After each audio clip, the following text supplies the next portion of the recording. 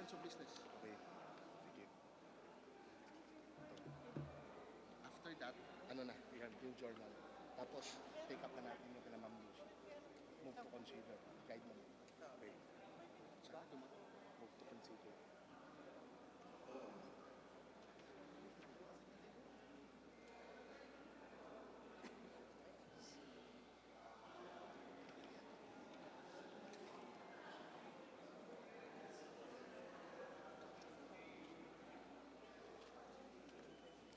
Ito yung kay Lucy. Hindi, after ng reference of business,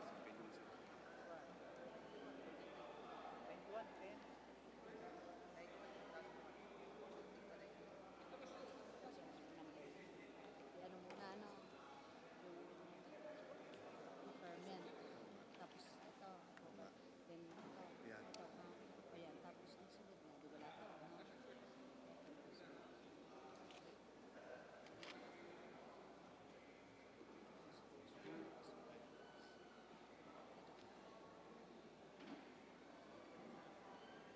Hindi ba itong continuous script? Ano muna?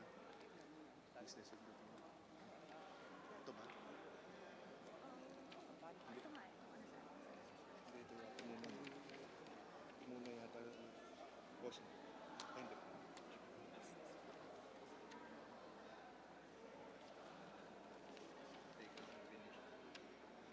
Oo, tsaka third reading. Ito nga yata, reference of business. Hindi, ito nga, ito nga, ito nga. Doon kami Hindi. nagkana. Ito mo, ito. Yan. Tapos ito. Ito nga, oo. Tapos saka pa nga ito. Or, Kain namin doon eh. Wala rin ako ibang inom ko kumain ng litso. Araw-araw eh. May gathering kaya. Ba't ganun? ay kahapon pa May pala. gathering. Pag bumuwi rin yung mga relatives ko galing sa ibang probinsya. Wala lang to. Bibigay ko na lang sa ibang probinsya. Ako hanggang reference of business. Celebration eh. Pero ang sarap ng sundo. Compare mo ng matapos. Sige. Daan doon yung datos ko sa first Oh. week.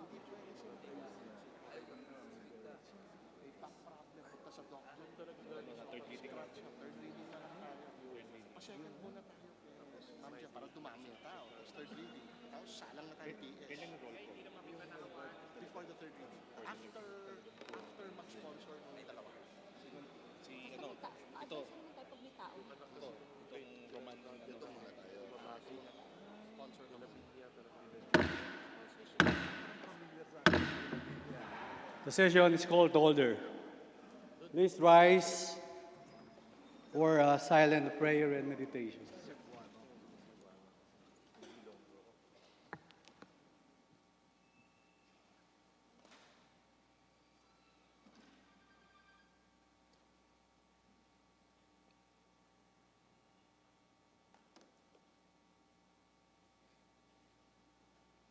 Please remain standing for singing of the national anthem.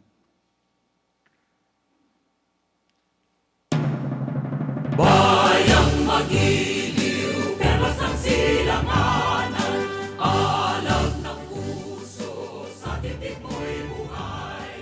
Lupang hinirang, duyan ka ng magiting, sa manlulupit, di ka pasisingil, sa dagat at bundok, sa simoy at sa langit mong bakaw, may nilang ang tula at awit sa paglayang minamahal.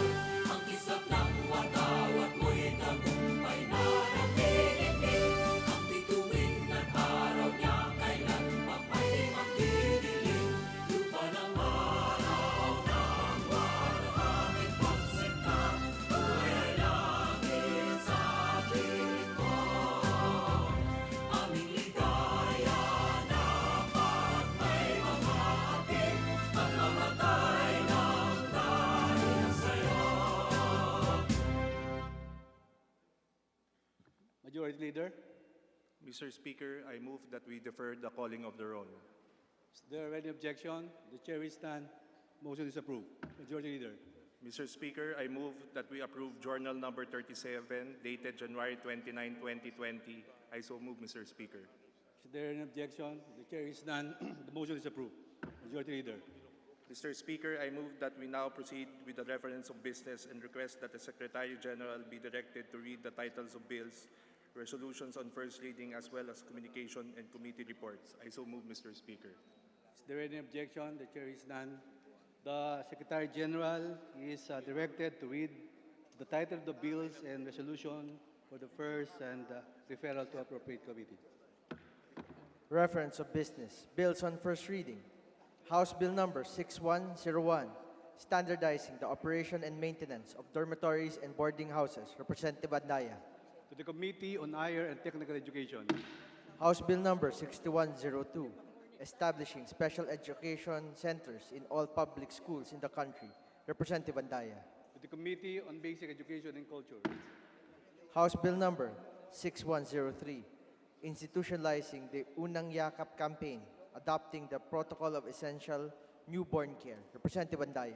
To the Committee on Health. House Bill Number 6104, regulating parking facilities and collection of fees. Representative Andaya. To the Committee on Trade and Industry.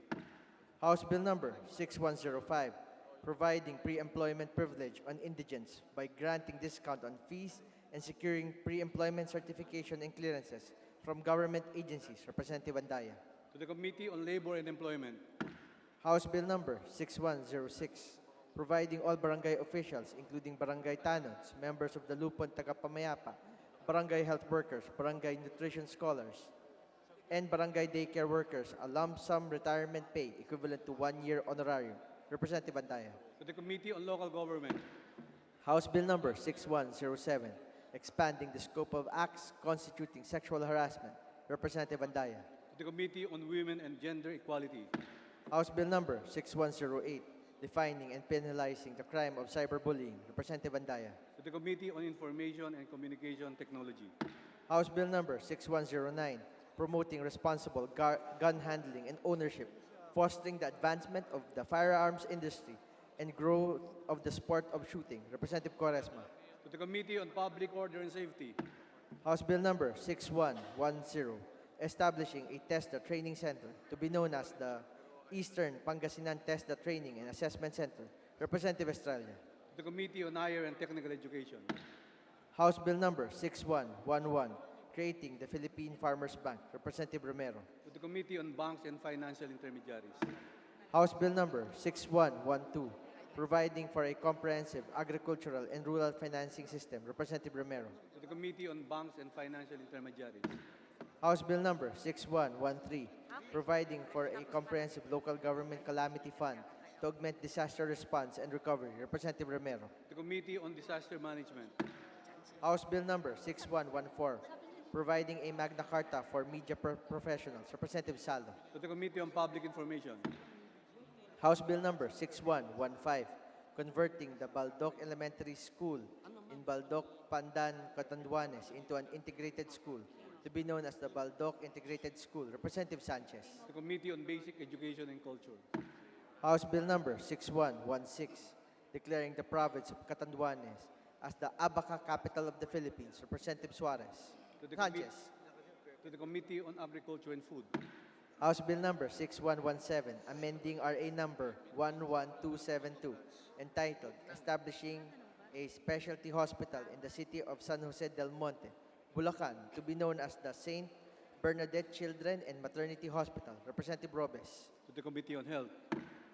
House Bill Number 6118, regulating the airing of advertisement of sweetened beverages. Representative Abante. To the Committee on Health.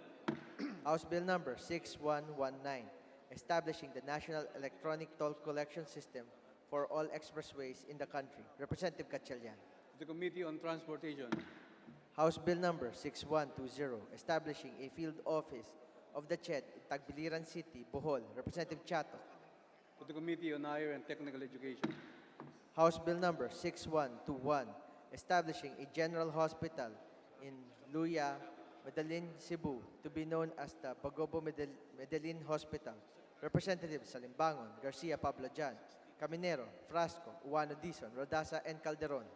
To the Committee on Health. Resolutions. House Resolution 670, directing the House Committee on Labor and Employment to investigate the death of actor Eddie Garcia and to conduct an inquiry into the implementation of the Occupational Safety and Health Standards Law in the media and entertainment industries. Representative Mendoza. To the Committee on Rules. House Resolution 671, directing the appropriate House Committee to investigate on the cases of burglaries of vehicles and or carnapping inside the car parks of malls, office commercial buildings, open parking spaces, and other similar establishments. Representative Taduran. To the Committee on Rules. House Resolution 672, directing the Committees on Agriculture, Energy, and the other appropriate committees of the House to jointly investigate into the sale of water by Cesnan Water and Energy Corporation. Representative Swansing Estrelita. Committee on Rules.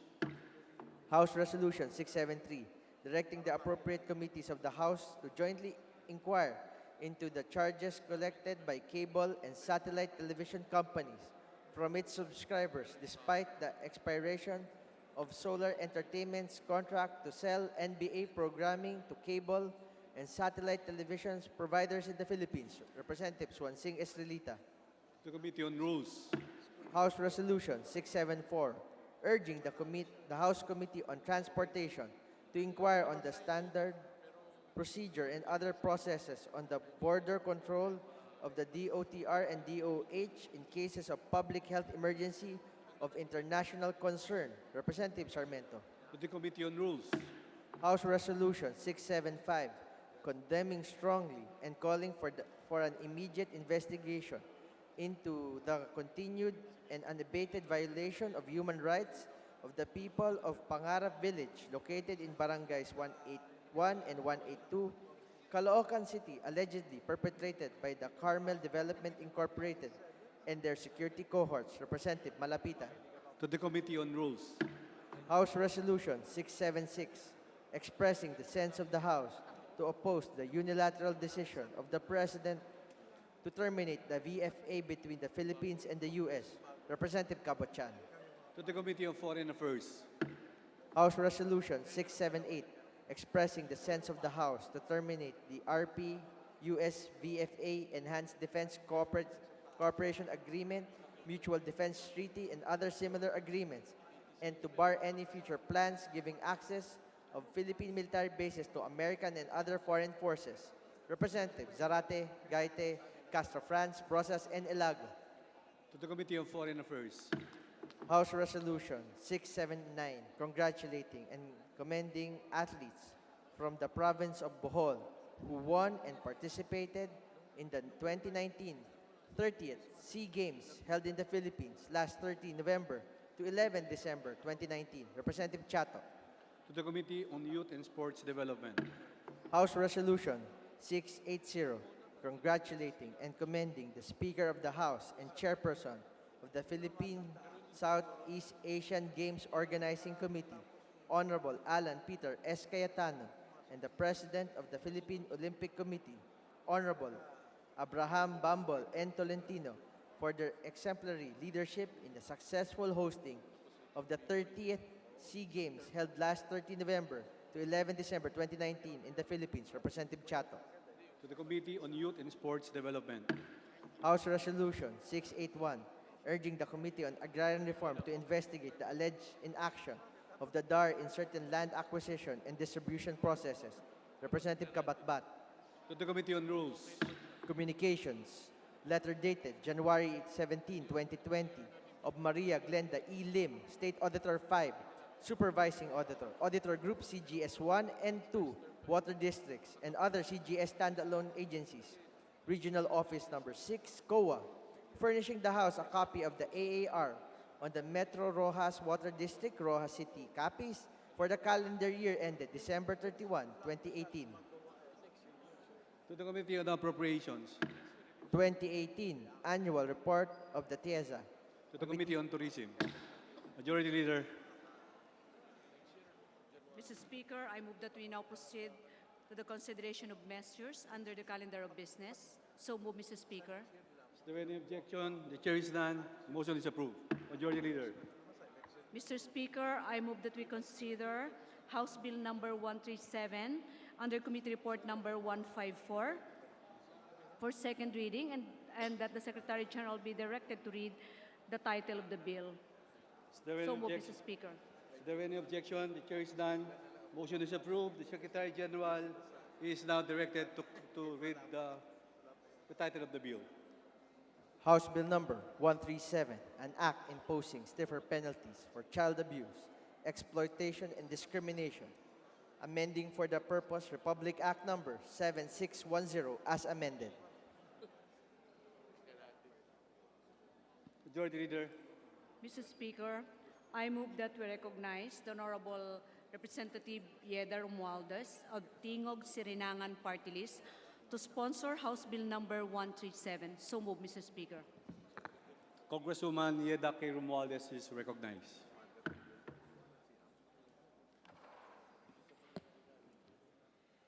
Mr. Speaker, esteemed colleagues, I stand before you to seek your support and affirmative vote on House Bill 137 entitled An Act Imposing Stiffer Penalties for Child Abuse, Exploitation, and Discrimination, amending for the purpose Republic Act Number 7610 as amended. The abuse, exploitation, and discrimination of children is one of the most despicable realities of our time. House Bill 137 addresses this issue head-on with the objective of ensuring that every child grows and lives free from threat of harm. By providing stiffer penalties for violations on anti-child abuse laws, we intend to put an end to the continued exploitation of children. By increasing the penalties for child abuse offenses, we ensure that justice is served for every child who has been abused, exploited, or discriminated against. Mr. Speaker, 3 decades ago, Congress passed Republic Act 7610, the Special Protection of Children Against Child Abuse, Exploitation, and Discrimination Act, the country's landmark anti-child abuse and exploitation legislation. In 2009, we passed Republic Act 9775, the Anti-Child Pornography Act, which penalizes, among others, participation in causing a child to be part of production of obscene publications and indecent shows. In 2012, with the passage of Republic Act 10364, the expanded Anti-Trafficking in Persons Act of 2012, higher penalties were explicitly imposed on the trafficking of children. However, several of the penalties imposed by Republic Act 7610 does not commensurate to the magnitude and gravity of crimes committed to children. House Bill 137 intends to impose higher penalties on other appalling acts of abuse, cruelty, or exploitation and other conditions prejudicial to the child's development. The coercion of forcing or intimidating a child to beg or use begging as a means of living, act as a conduit or middleman in drug trafficking or pushing, or conduct any illegal activities. Stiffer penalties shall also be imposed on illegal child labor practices and discrimination of children of indigenous cultural communities. As we speak, it is disturbing to know that thousands of children in many parts of the country experience abuse, exploitation, and discrimination. They are deprived of the welfare and well-being and safety that they need and deserve. The inconvenient truth is that the victims of child abuse, exploitation, and discrimination are getting younger, and the crime are getting much more devastating. House Bill 137 will hopefully put an end to these cases of child abuse, exploitation, and discrimination, and the adverse consequences that they cause in the lives of children. By imposing stiffer penalties for these criminal offenses, we intend to not only protect children from harm and violence, but more importantly, this will guarantee a healthy environment that will enable their personal growth and social development. As the elected representatives of the people, I ask that we pass House Bill 137. I ask that we be the voice who will speak for their well-being and welfare. I pray that with our voice, their plea for safety and security may be heard and their dream of a happy life and a secure home be realized. I thank the authors of the bill for being the voice of the Filipino children. Maraming salamat po at magandang hapon po sa inyong lahat. Majority Leader. Mr. Speaker, I move that we recognize Representative Wilter Palma II of the 1st District, Zamboanga City, for his sponsorship speech on House Bill number 137. So move, Mr. Speaker. Deputy Majority Leader Wilter Palma is recognized.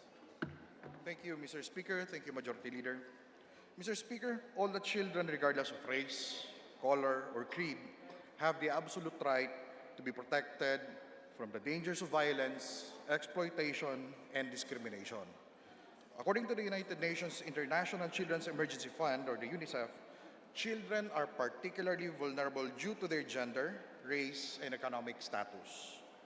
While in extreme cases, children with disabilities and orphans are even more susceptible to the different phases of abuse or exploitation. In reality, millions of children are not fully protected, and many of them have to deal with cases of violence, exploitation, or discrimination on a daily basis.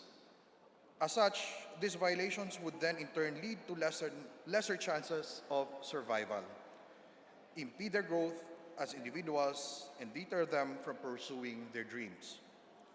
In light of this, it is this government's duty to provide measures that would ensure the absolute safety of children against cases of abuses, exploitation, and discrimination. As a result, the enactment of Republic Act 7610, otherwise known as the Special Protection of Children Against Abuse, Exploitation, and Discrimination, served as the primary tool of the state to provide a safe and healthy rearing of our children in order for them to live the lives that they have. However, despite the presence of such legislation, there are still countless cases where minors are exploited by domestic and foreign entities.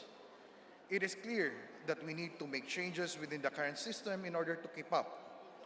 With this, it is vital that we, as responsible members of the state, to ensure that the protection of these children from such threats in order to provide a bright future for this generation and generations yet to come. In view thereof, Mr. Speaker, I earnestly sought the passage of this bill. Thank you very much, Mr. Speaker. Majority Leader. Mr. Speaker, I move that we suspend the period of sponsorship and debate. So move, Mr. Speaker.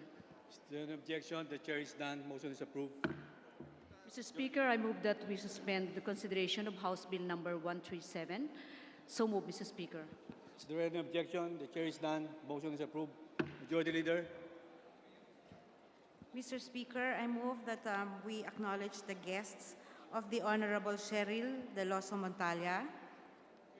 They are the following: they are the barangay captains of the province of Zambales. They are barangay chairs Arnold Marave, Diosdado Alota, Kagawad Arnel Arfapo, barangay chair Cristina Katabay, Armando Ebuenga, Hener Mersa, Moises Sison, Gloria Mendigorin, Francisco Malong, Jerwin Galicia, Herminio Bucat, Mirna de los Reyes, Dewey Venus, Raul Ecleo, Gloria Barnillo, Sabina Milan, Nemesio Medes, Erlinda Pexon, and Mr. Leo Cabero. So move, Mr. Speaker. The guests of Congressman Cheryl De Loso Montalia, welcome to the House of Representatives. Palakpakan po natin. Welcome po. Majority Leader.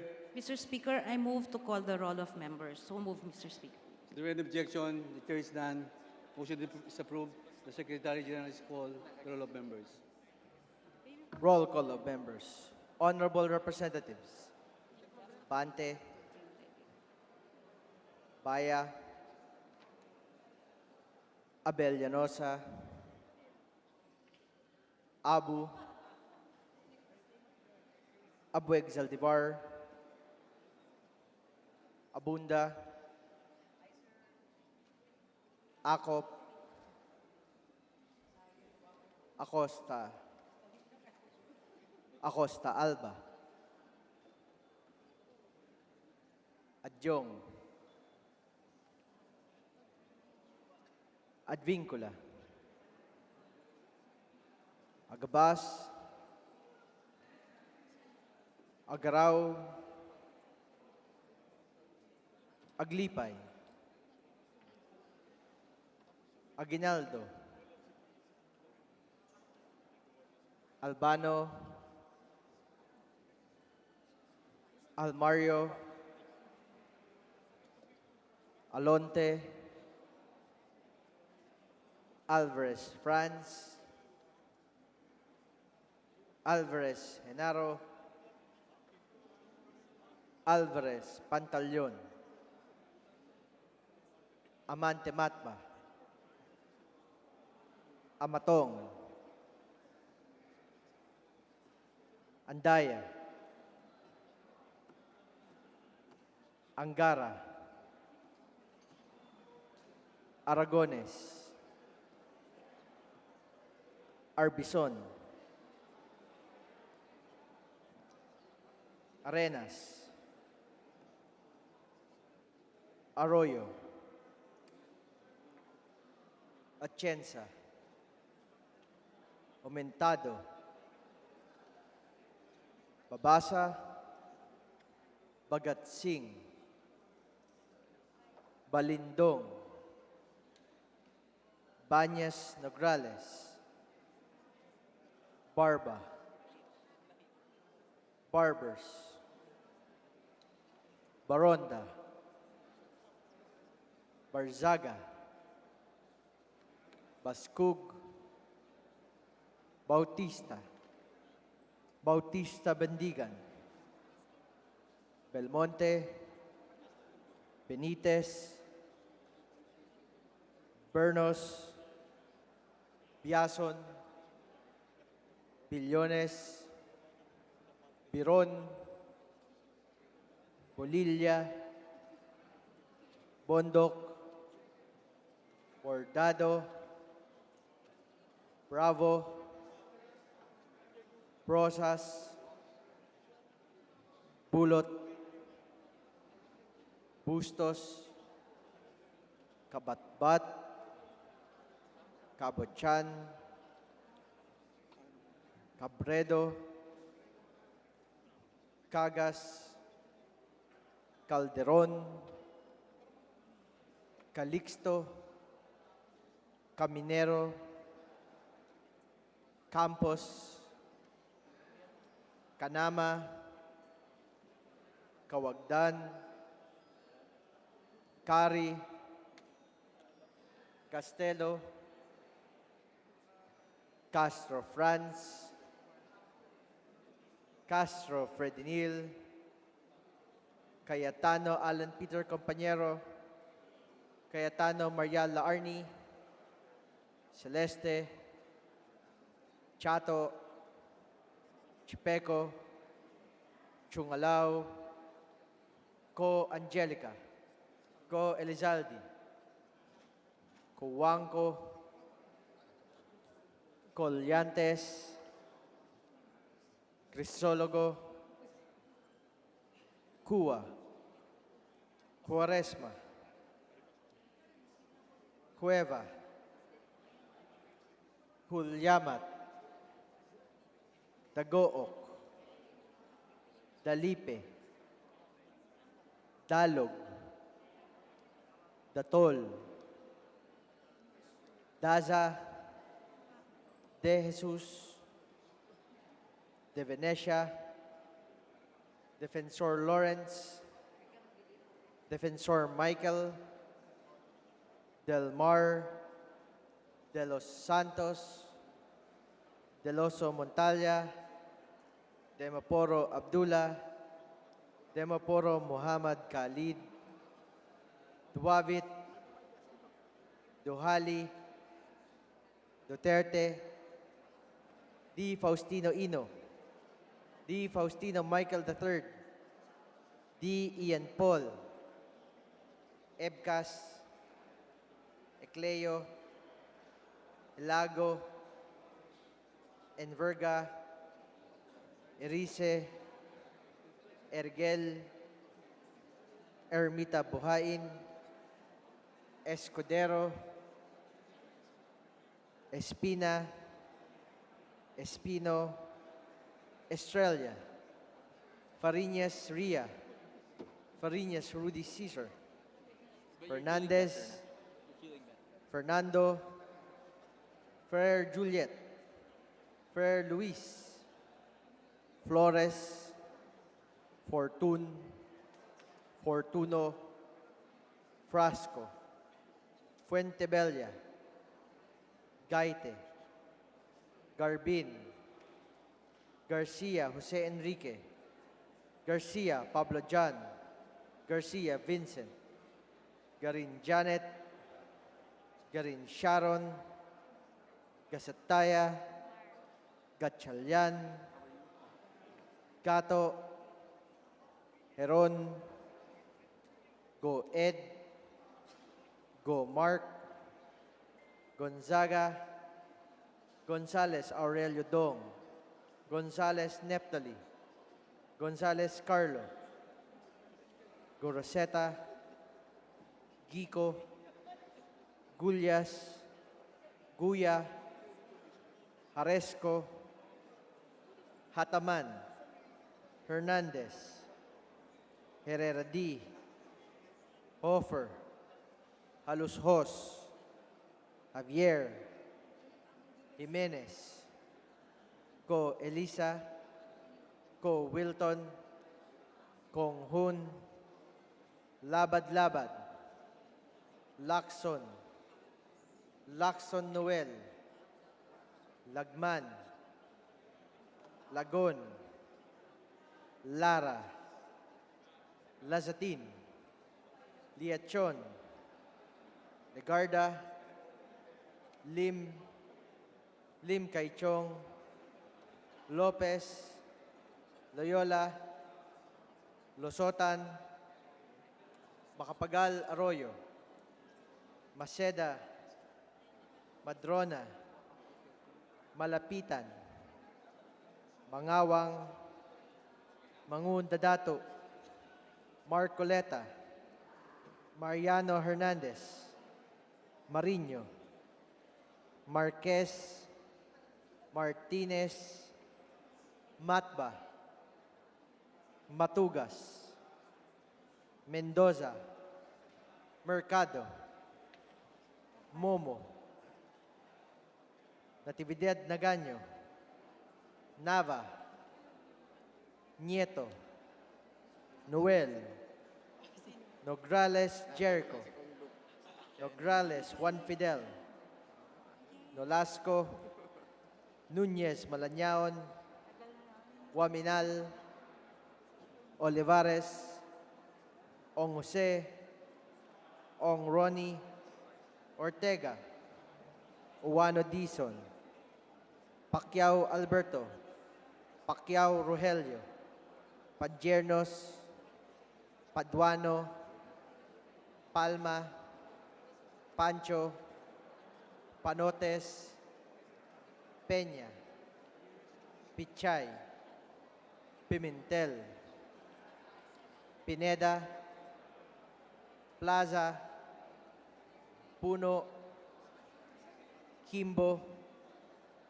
Radaza, Ramirez Sato, Ramos, Remulla,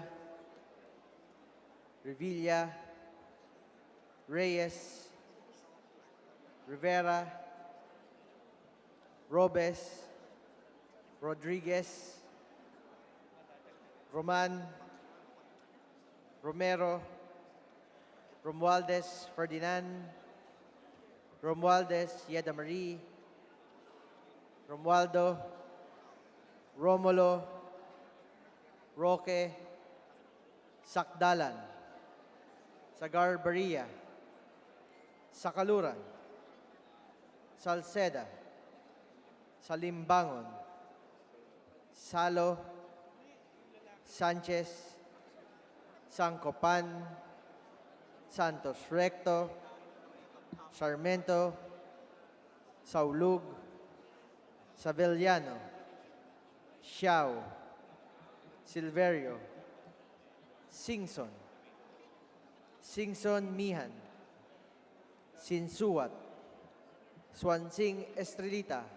Swansing Horacio, Suarez Aleta, Suarez David, Suntay, C. Alvarado, Taduran, Tadllado, Tambunting, Tan Alisa, Tan Angelina, Tan Shamir, Tan Shari, Tan Sherni, Tejada, Teves Arnulfo, Teves Jose, Tiangco, Tolentino, Torres Gomez, Tulfo, Tupas, Tutor, T. Alan, T. Diego, Umali Alfonso, Umali Maria Victoria, Unabia, Ungab, Uy Juliet, Uy Rolando, Valeriano, Valmayor, Vargas, Vargas Alfonso, Velasco, Veloso, Vergara, Villa, Villafuerte, Villanueva Brother Eddie, Villanueva Noel, Villar, Villarasa Suarez, Villarica, Violago, Yap Eric, Yap Victor, Yu, Zamora Ronaldo, Zamora Waikorat, Zarate, Zubiri.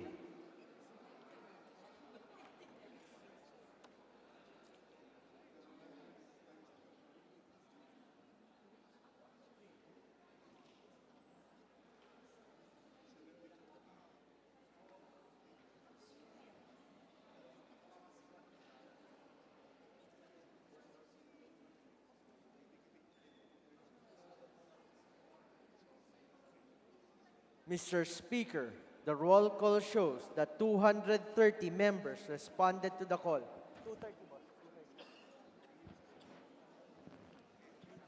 With 230 members responding to the call, the chair declares the presence of a quorum. Majority Leader. Mr. Speaker, Mr. Speaker, I move that we recognize the gentleman from Buhay Party List, Honorable Lito Tienza, for his manifestation. So move, Mr. Speaker. The chairman, the congressman from party list, Congressman Atienza, is thank you, recognized. Mr. Speaker. I merely want to manifest my request to be a co-sponsor of the measure pertaining to the protection of the Filipino family by way of punishing those who abuse and violate the rights of children, as read by Congresswoman Yeda and Congressman Palma. Pwede po bang maging co-sponsor ng measure na yun? Majority Leader. Mr. Speaker, may we recognize Honorable Yeda Romualdez, the Chair of the Committee on Welfare of Children. So move, Mr. Speaker. Chairwoman Yeda Romualdez is recognized.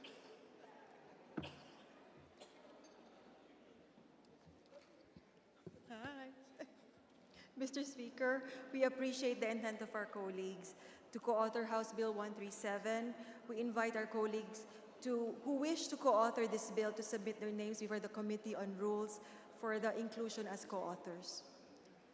Thank you very much, Congresswoman Yeda.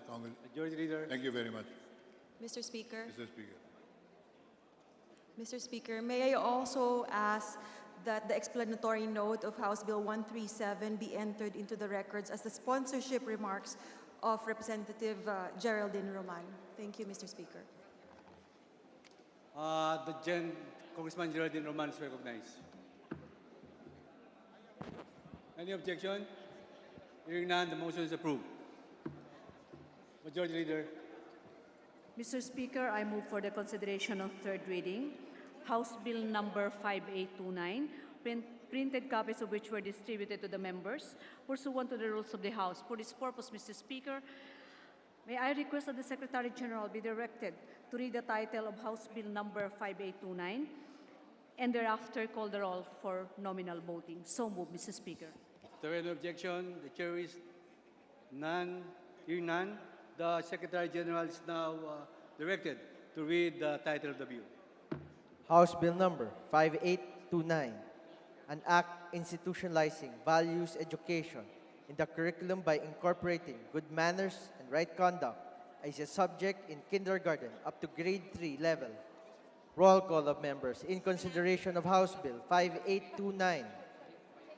Abante, Abaya, Abellanosa, Abu, Abueg-Zaldivar, Abunda, Ako, Acosta, Acosta Alba, Jong, Advincula, Agabas, Agaraw, Aglipay, Aguinaldo, Albano, Almario, Alonte, Alvarez Franz, Alvarez Genaro, Alvarez Pantaleon, Amante Matba, Amatong, Andaya, Angara, Aragones, Arbison, Arenas, Arroyo, Atienza, Umentado, Babasa, Bagatsing, Balindong, Banyas Nograles, Barba, Barbers, Baronda, Berzaga, Bascug, Bautista, Bautista Bandigan, Belmonte, Benitez, Bernos, Biason, Billones, Biron, Bulilla, Bondo, Bordado, Bravo, Brosas, Bulot, Bustos, Kabatbat, Cabochan, Cabredo, Cagas, Calderon, Calixto, Caminero, Campos, Canama, Cawagdan, Cari, Castelo, Castro Franz, Castro Fredinil, Cayetano Alan Peter, Cayetano Mariela Arni, Celeste, Chato, Chipeco, Chungalao, Co Angelica, Co Elizalde, Coanco, Collantes, Crisologo, Cuba, Cuaresma, Cueva, Culyamat, Dagook, Dalipe, Dalog, Datol, Daza, De Jesus, De Venecia, Defensor Lawrence, Defensor Michael, Del Mar, De Los Santos, Del Oso Montalya, De Maporo Abdullah, De Maporo Muhammad Khalid, Duwavit, Duhali, Duterte, D. Faustino Ino, D. Faustino Michael III, D. Ian Paul,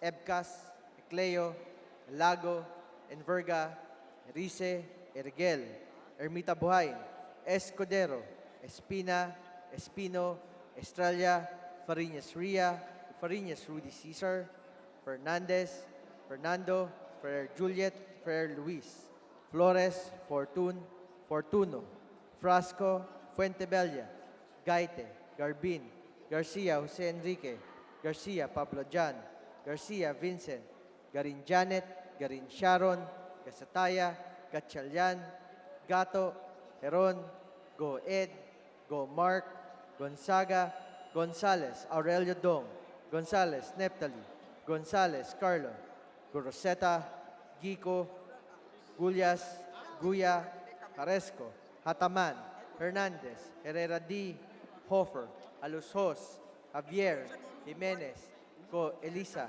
Ko Wilton, Konghun, Labad-Labad, Lacson, Lacson Noel, Lagman, Lagon, Lara, Lasatin, Diachon, Legarda, Lim, Lim Kay Chong, Lopez, Loyola, Lusotan, Macapagal Arroyo, Maceda, Madrona, Malapitan, Mangawang, Mangunda Dato, Marcoleta, Mariano Hernandez, Mariño, Marquez, Martinez, Matba, Matugas, Mendoza, Mercado, Momo, Natividad Naganyo, Nava, Nieto, Noel, Nograles Jericho, Nograles Juan Fidel, Nolasco, Nunez Malanyaon, Waminal, Olivares, Ong Ronnie, Ong Jose, Ortega, Uwano Dizon, Pacquiao Alberto, Pacquiao Rogelio, Padiernos, Paduano, Palma, Pancho, Panotes, Peña, Pichay, Pimentel, Pineda, Plaza, Puno, Kimbo, Radaza, Ramirez Sato, Ramos, Rimulya, Revilla, Reyes, Rivera, Robes, Rodriguez, Roman, Romero, Romualdez Ferdinand, Romualdez Yeda Marie, Romualdo, Romulo, Roque, Sakdalan, Sagarbaria, Sakaluran, Salceda, Salimbangon, Salo, Sanchez, Sangcopan, Santos Recto, Charmento, Saulug, Savellano, Xiao, Silverio, Singson, Singson Mihan, Sinsuat, Swansing Estrelita, Swansing Horacio, Suarez Aleta, Suarez David,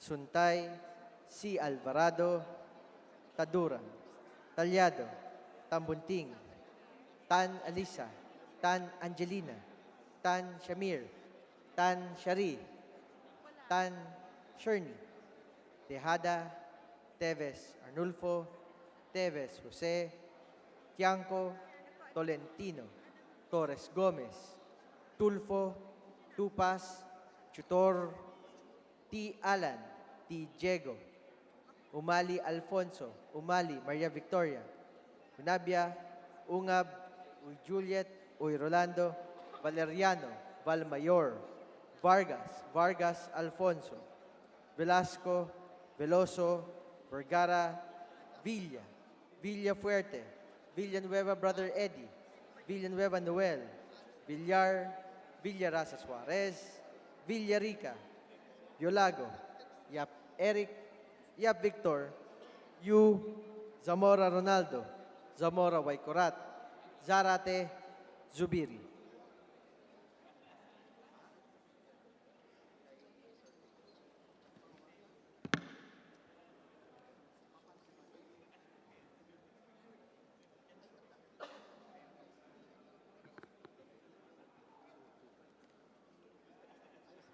With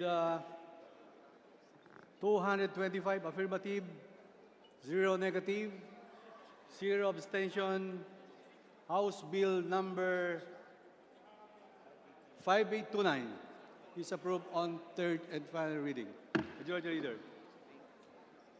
Mr. Speaker, I move that we consider on third reading House Bill number 5422 and that the Secretary General be directed to read the title of the bill and thereafter call the roll for nominal voting. So move, Mr. Speaker. Is there any objection? The chair is none.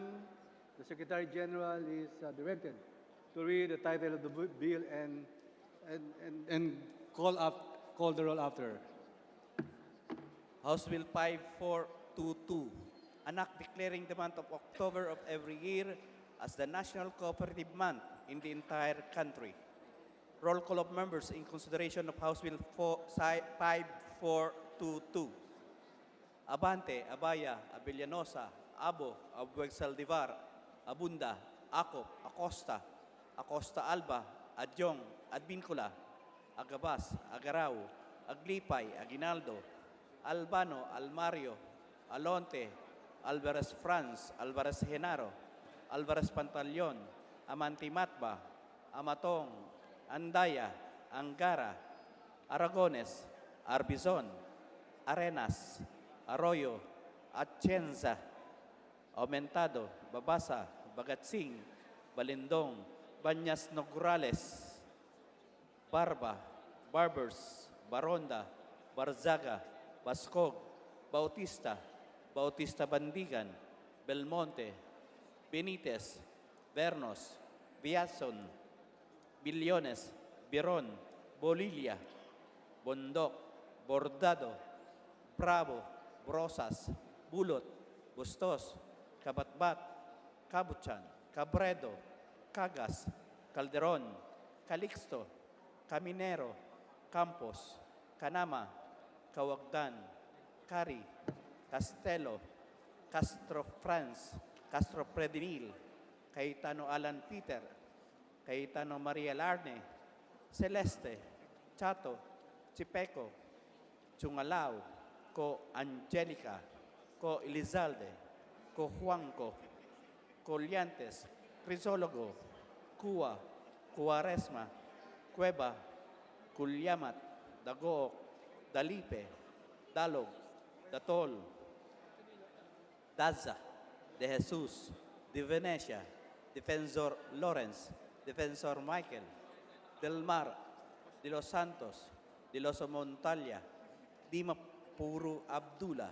Dimapuro Muhammad Khalid, Duabit, Duhale, Duterte, Di Faustino Ino, Di Faustino Michael, Di Ian Paul, Ebcas, Ecleo, Ilago, Inverga, Irice, Irigel, Ermita Buhaim, Escudero, Espina, Espino, Estrella, Fariñas Ria, Fariñas Rudis Cesar, Fernandez, Fernando, Ferrer Juliet, Ferrer Luis, Flores, Fortun, Fortuno, Frasco, Fentevilla, Gaite, Garbin, Garcia Jose Enrique, Garcia Pablo Jan, Garcia Vincent, Garin Janet, Garin Sharon, Gazataya, Gatchalian, Gato, Heron, Go Ed, Go Mark, Gonzaga,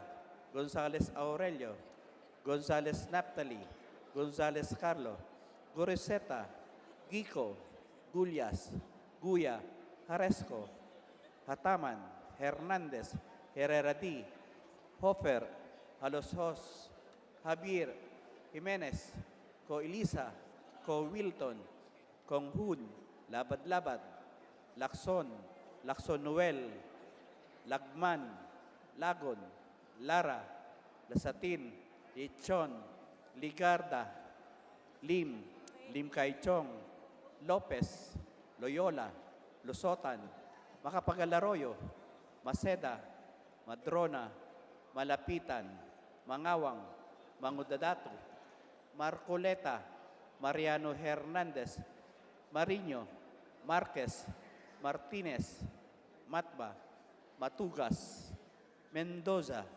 Mercado, Momo, Natividad Nagaño, Nava, Nieto, Noel, Nograles Jericho, Nograles Juan Fidel, Nolasco, Núñez Malanyaon, Huaminal, Olivares, Ong Jose, Ong Ronnie, Ortega, Juanyo Dizon, Pacquiao Alberto, Pacquiao Rogelio, Padiernos, Paduano, Palma, Pancho, Panotes, Peña, Pichay, Pimentel, Pineda, Plaza, Puno, Kimbo, Radaza, Ramirez Satos, Ramos, Remulla, Revilla, Reyes, Rivera, Robes, Rodriguez, Roman, Romero, Romualdez Ferdinand, Romualdez Yedamari, Romualdo, Romulo,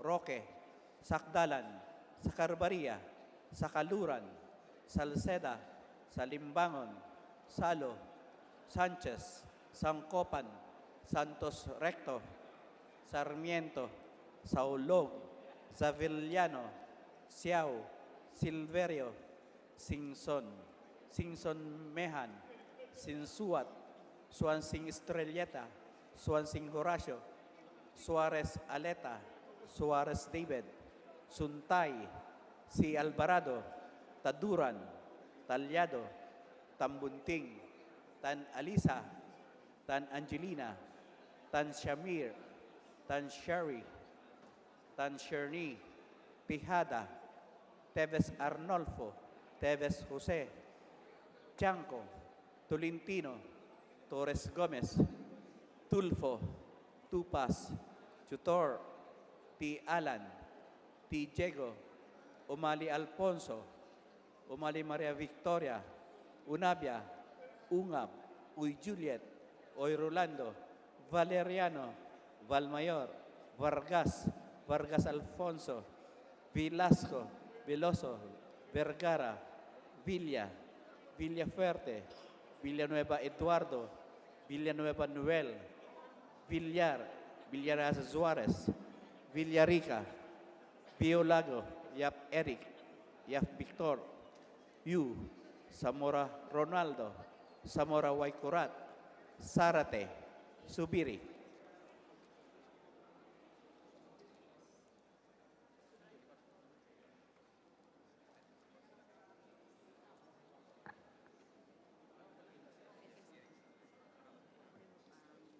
With 227 members voting in the affirmative, 0 negative, and 0 abstention, the chair declares House Bill number 5422 is now approved on third reading. Majority Leader. Mr. Speaker, may we recognize the guests of the Honorable Arlene D. Brosas from Belgium. They are Luna Rigotti, Elizabeth Riebs, and Clement Mertens. Mr. Speaker. The guest of Congresswoman Arlene Brosas is recognized. Welcome to the House of Representatives. Palakpakan po natin from Belgium. Majority Leader. Mr. Speaker, I move for the consideration on third reading of House Bill number 5869. For this purpose, may I request that the Secretary General be directed to read the title of the bill. Is there any objection? The chair hears none. The motion is approved. The Secretary General is now directed to read the title of the bill and call the roll for nominal voting. House Bill number 5869, an act defining electronic violence against women and their children, providing protective measures and prescribing penalties for violations thereof, amending for the purpose Republic Act number 9262, otherwise known as the Anti-Violence Against Women and Their Children Act of 2004. Roll call of members in consideration of House Bill number 5869. Abante, Abaya, Abellanosa, Abu, Abueg Zaldivar, Abunda, Acop, Acosta, Acosta Alba, Adjong, Advincula, Agabas, Agaraw, Aglipay, Aguinaldo, Albano, Almario, Alonte, Alvarez Franz, Alvarez Senaro, Alvarez Pantaleon, Amante Matba, Amatong, Andaya, Angara, Aragones, Arbizon, Arenas, Arroyo, Atienza, Mentado, Babasa, Bagatsing, Balindong, Bañez Nograles, Barba, Barbers, Baronda, Berzaga, Bascug, Bautista, Bautista Bandigan, Belmonte, Benitez, Bernos, Biason, Billones, Biron, Bolilla, Bondoc, Bordado, Bravo, Brosas. Mr. Speaker, my vote is yes, a big yes, and I would like to explain my vote later. Yes, Majority Leader. Bulot, Bustos, Kabatbat, Kabutchan, Cabredo, Cagas, Calderon, Calixto, Caminero, Campos, Canama, Cawagdan, Cari, Castelo, Castro Franz, Castro Fredinil, Cayetano Alan Peter, Cayetano Mariela Arni, Celeste, Chato, Chipeco, Chungalao, Co Angelica, Co Elizaldi, Co Huanco, Colliantes, Crisologo, Cua, Cuaresma, Cueva, Culyamat, Dagook, Dalipe, Dalog, Datol, Daza, De Jesus, De Venecia, Defensor Lawrence, Defensor Michael, Del Mar, De Los Santos, De Loso Montalya, Demaporo Abdullah, Demaporo Muhammad Khalid, Duavit, Duhali, Duterte, D. Faustino Ino, D. Faustino Michael III, D. Ian Paul, Ebcas, Ecleo, Elago, Enverga, Erice, Ergel, Ermita Buhay, Escudero, Espina, Espino, Estrella, Fariñas Ria, Fariñas Rudy Cesar, Fernandez, Fernando, Fer Juliet, Fer Luis, Flores, Fortun, Fortuno, Frasco, Fuente Bella, Gaite, Garbin, Garcia Jose Enrique, Garcia Pablo John, Garcia Vincent, Garin Janet, Garin Sharon, Gasataya, Gatchalian, Gato, Heron, Go Ed, Go Mark, Gonzaga, Gonzales Aurelio Dong, Gonzales Neptali, Gonzales Carlo, Goroseta, Gico, Gullas, Guya, Haresco, Hataman, Hernandez, Herrera D, Hofer, Halushos, Javier, Jimenez, Ko Elisa, Ko Wilton, Kong Hun,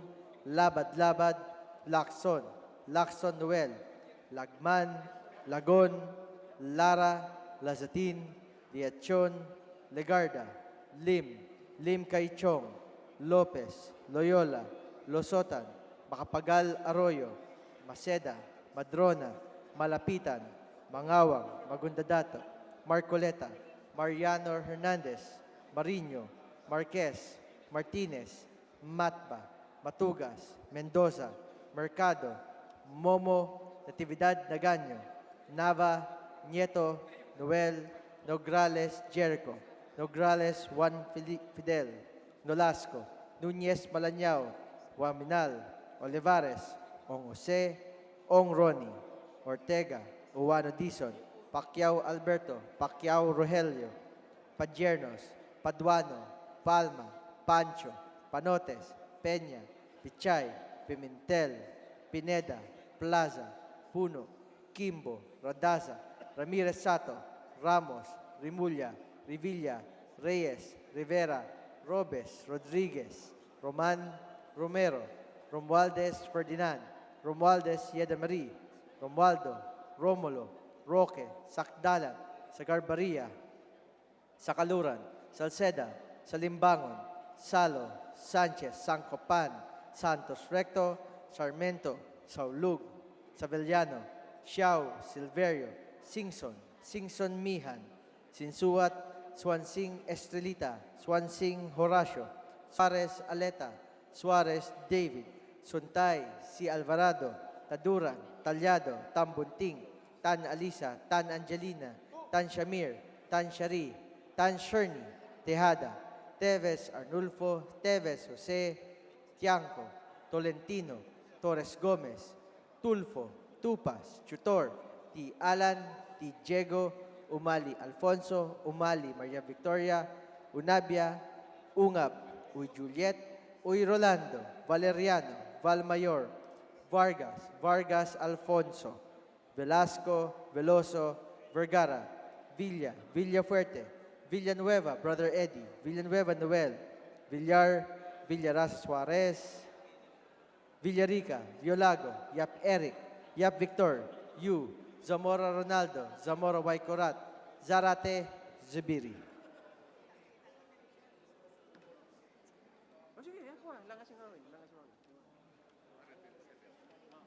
With 227 members voting for in the affirmative, 0 against, and 0 abstentions, the Chair declares House Bill number 5869 is now approved on third reading. The Congresswoman Arlene Rosas, you may now explain your vote, and there you have 2 minutes to explain your vote. Yes. Thank you, Mr. Speaker. Mr. Speaker, Gabriela Women's Party votes yes to the passage of House Bill 5869 or the anti-VAUSI law amendments. Violence is a stark reality that women have to struggle with every day, according to the report of the European Union Agency for Fundamental Rights. 11% of women have experienced inappropriate advances on social websites or have been subjected to sexually explicit emails or text, SMS messages. 20% of young women, 18 to 29, have been victims of such cyber harassment. Since the 15th Congress, Gabriela Women's Party have been pushing for the eVAUSI to address the loophole in Republic Act 9262 of 2004, which failed to mention electronic violence that could cause a lasting mental, emotional, or psychological distress. In addition, this bill will also expand the composition of the Interagency Council on Violence Against Women and Their Children, to include the Movie and Television Review and Classification Board, MTRCB, Philippine Commission on Women, PCW, Department of Science and Technology, DOST, Department of Information and Communications Technology, DICT, Department of Foreign Affairs, Commission on Overseas Filipinos, and 2 representatives from civil society organizations. We are enjoining all to participate in the Labanan ng Abuso campaign that we have in the Gabriela Women's Party and the 1 Billion Rising campaign. Mr. Speaker, this bill will give women an increased chance to fight all forms of violence and abuse. For these reasons, a big yes to House Bill 5869. Thank you, Mr. Speaker. Majority Leader. Mr. Speaker, I move for the consideration on third reading of House Bill number 2674. For this purpose, may I request that the Secretary General be directed to read the title of the bill and thereafter to call the roll for nominal voting. Is there any objection? The chair is none. Motion is approved. The Secretary General will read the title of the bill. Thereafter, call the roll for nominal voting. House Bill 2674, an act establishing a district branch of the Land Transportation Office in the Municipality of Labo in the 1st District of Camarines Norte and appropriating funds, therefore. Roll call of members in consideration of House Bill 2674. Abante, Abaya, Abellanosa, Abo, Abueg Saldivar, Abunda, Acop, Acosta, Acosta Alba, Adjong, Advincula, Agabas, Agarao, Aglipay, Aguinaldo, Albano, Almario, Alonte, Alvarez France, Alvarez Genaro, Alvarez Pantaleon, Amante Matba, Amatong, Andaya, Angara, Aragones, Arbizon, Arenas, Arroyo, Atienza, Aumentado, Babasa, Bagatsing, Balindong, Banyas Nograles, Barba, Barbers, Baronda, Barzaga, Bascog, Bautista, Bautista Bandigan, Belmonte, Benitez, Bernos, Biason, Billones, Veron, Bolilla, Bondok, Bordado, Bravo, Brosas, Bulot, Bustos, Kabatbat, Kabuchan, Cabredo, Cagas, Calderon, Calixto, Caminero, Campus, Canama, Cawagdan, Cari, Castelo, Castro France, Castro Pedinil, Cayetano Alan Peter, Cayetano Maria Laarne, Celeste, Chato, Chepeco, Chungalao, Co Angelica, Con Elizalde, Co Juanco, Coliantes, Crisologo, Cua, Quaresma, Cueva, Culiamot, Dagoc, Dalipe, Dalog, Datol, Daza, De Jesus, De Venecia, Defensor Lawrence, Defensor Michael, Del Mar, De Los Santos, De Los Montaña, Di Mapuro Abdullah, Di Mapuro Muhammad Khalid, Duapit, Duhali, Duterte, Di Faustino Ino, Di Faustino Michael, Di Ian Fall, Ebcas, Icleo, Ilago, Inverga, Erice, Erigel, Ermita Buhain, Escudero, Espina, Espino, Estrella, Fariñas Ria, Fariñas Rudis Cesar, Fernandez, Fernando, Ferrer Juliet, Ferrer Luis, Flores, Fortun, Fortuno, Frasco, Fentebella, Gaide, Garbin, Garcia Jose Enrique, Garcia Pablo Chan, Garcia Vincent, Garin Janet, Garin Sharon, Gasatay, Gatchalian, Gato, Heron, Go Ed, Go Mark, Gonzaga, Gonzales Aurelio, Gonzales Neptali, Gonzales Carlo, Gonzales Zeta,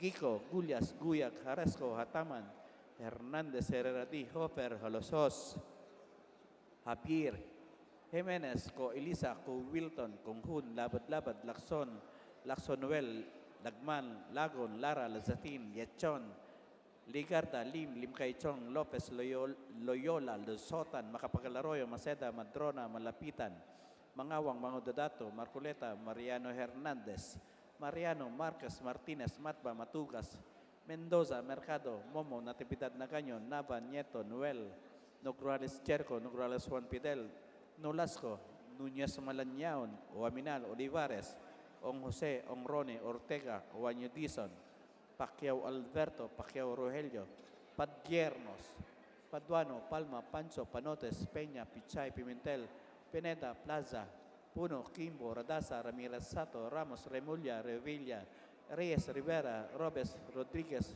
Roman, Romero, Romualdez Ferdinand, Romualdez Yadamarí, Romualdo, Romulo, Roque, Sacdalan, Sacarbaria, Sacaluran, Salceda, Salimbangon, Salo, Sanchez, Sancopan, Santos Recto, Sarmiento, Saulog, Savillano, Xiao Silverio, Singson, Singson Mihan, Sinsuat, Swansing Estrelleta, Swansing Horacio, Suarez Aleta, Suarez David, Suntay, Si Alvarado, Taduran, Talyado, Tambunting, Tan Alisa, Tan Angelina, Tan Samir, Tan Sherry, Tan Sherny, Tejada, Teves Arnolfo, Teves Jose, Chanco, Tolentino, Torres Gomez, Tulfo, Tupas, Tutor, T. Alan, T. Diego, Umali Alfonso, Umali Maria Victoria, Unabia, Ungab, Uy Juliet, Uy Rolando, Valeriano, Valmayor, Vargas, Vargas Alfonso, Velasco, Veloso, Vergara, Villa, Villaferte, Villanueva Eduardo, Villanueva Noel, Villar, Villar Suarez, Villarica, Violago,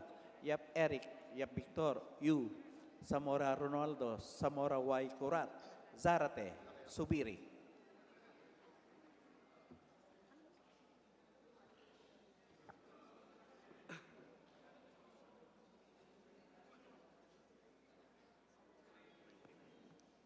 With 229 members voting in the affirmative, 0 negative, and 0 abstentions, the chair declares House Bill number 2674 is now approved on third reading. Majority Leader. Mr. Speaker, I move for the consideration on third reading of House Bill number 5888. For this purpose, I request the Secretary General be directed to read the title of the bill and thereafter to call the roll for nominal voting. I so move, Mr. Speaker. Is there any objection? The chair hears none. Motion is approved. The Secretary General will now read the title, the House Bill title, and thereafter call the roll of members for nominal voting.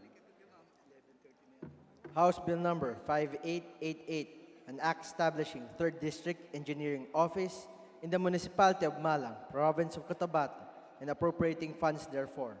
Roll call of members in consideration of House Bill number 5888.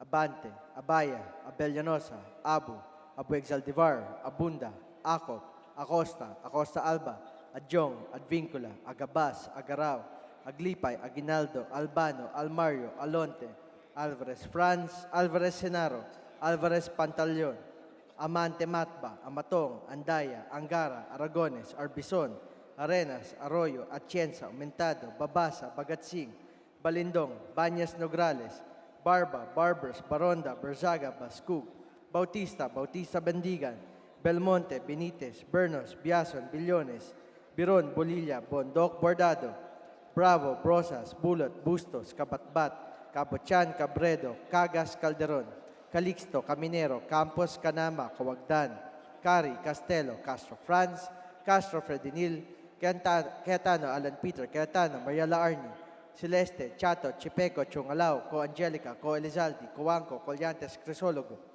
Cuba, Cuaresma, Cueva, Colyama, Dagook, Dalipe, Dalog, Datol, Daza, De Jesus, De Venecia, Defensor Lawrence, Defensor Michael, Del Mar, De Los Santos, De Loso Montalia, De Maporo, Abdullah, De Maporo, Muhammad Khalid, Duavit, Duhali, Duterte, D. Faustino Ino, D. Faustino Michael III, D. Ian Paul, Ebcas, Ecleo, Elago, Enverga, Erice, Ergel, Ermita Buhain, Escudero, Espina, Espino, Estrella, Fariñas Ria, Fariñas Rudy Cesar, Fernandez, Fernando, Fer Juliet, Fer Luis, Flores, Fortun, Fortuno, Frasco, Puente Bella, Gaite, Garbin, Garcia Jose Enrique, Garcia Pablo Jan, Garcia Vincent, Garin Janet, Garin Sharon, Gazataya, Gatchalian, Gato, Heron, Go, Ed, Go Mark, Gonzaga, Gonzales, Aurelio Dong, Gonzales, Neptali, Gonzales, Carlo, Groseta, Gico, Gullas, Guya, Haresco, Hataman, Hernandez, Herrera D, Hofer, Halusos, Javier Jimenez, Co Elisa, Co Wilton, Konghun, Labad-Labad, Lacson, Noel, Lagman, Lagon, Lara, Lazatin, Liachon, Legarda, Lim, Kaichong, Lopez, Loyola, Losotan, Macapagal Arroyo, Maceda, Madrona, Malapitan, Mangawang, Magundadato, Marcoleta, Mariano Hernandez, Marino, Marquez Martinez, Matba, Matugas, Mendoza, Mercado, Momo, Natividad Nagaño, Nava, Nieto, Noel, Nograles Jericho, Nograles Juan Fidel, Nolasco, Nunez Balanyao, Waminal, Olivares, Ong Jose, Ong Ronnie, Ortega, Uano Dizon, Pacquiao Alberto, Pacquiao Rogelio, Padierno, Paduano, Palma, Pancho, Panotes, Peña, Pichay, Pimentel, Pineda, Plaza, Puno, Kimbo, Radasa, Ramirez Sato, Ramos, Remulla, Revilla, Reyes, Rivera, Robes, Rodriguez, Roman, Romero, Romualdez Ferdinand, Romualdez Yadamari, Romualdo, Romulo, Roque, Sakdala, Sagarbaria, Sakaluran, Salceda, Salimbangon, Salo, Sanchez, Sancopan, Santos Recto, Sarmiento, Saulug, Savellano, Xiao Silverio, Singson, Singson Mihan, Sinsuat, Swansing Estrelita, Swansing Horacio, Suarez Aleta, Suarez David, Suntay, Si Alvarado, Taduran, Talyado, Tambunting, Tan Alisa, Tan Angelina, Tan Shamir, Tan Shari, Tan Sherny, Tejada, Teves, Arnulfo, Teves, Jose, Tiangco, Tolentino, Torres Gomez, Tulfo, Tupas, Chutor, T. Alan, T. Diego, Umali Alfonso, Umali Maria Victoria, Unabia Ungab, Uy Juliet, Uy Rolando, Valmayor, Valeriano, Vargas, Vargas Alfonso, Velasco, Veloso, Vergara, Villa, Villafuerte, Villanueva, Brother Eddie, Villanueva Noel, Villar, Villaras Suarez, Villarica, Violago, Yap Eric, Yap Victor, Yu, Zamora Ronaldo, Zamora Waikorat, Zarate, Zubiri.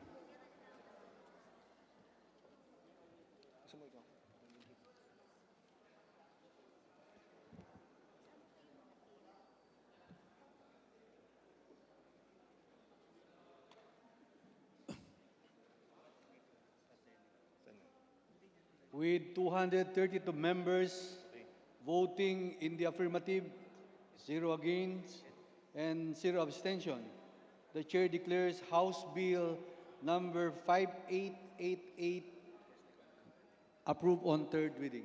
Majority Leader. Mr. Speaker, I'd like to acknowledge the guests of Congressman Deputy Speaker Dante Fernandez of the 1st District of Laguna.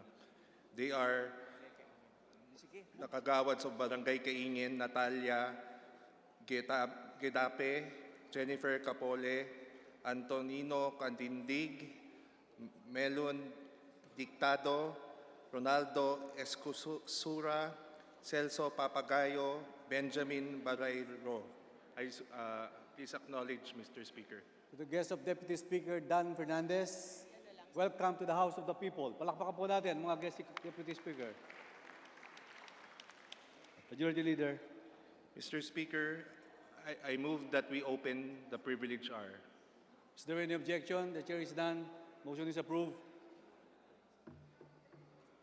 Mr. Speaker, I move that we recognize the Honorable Franz Castro of the Party List ACT Teachers for her privileged speech.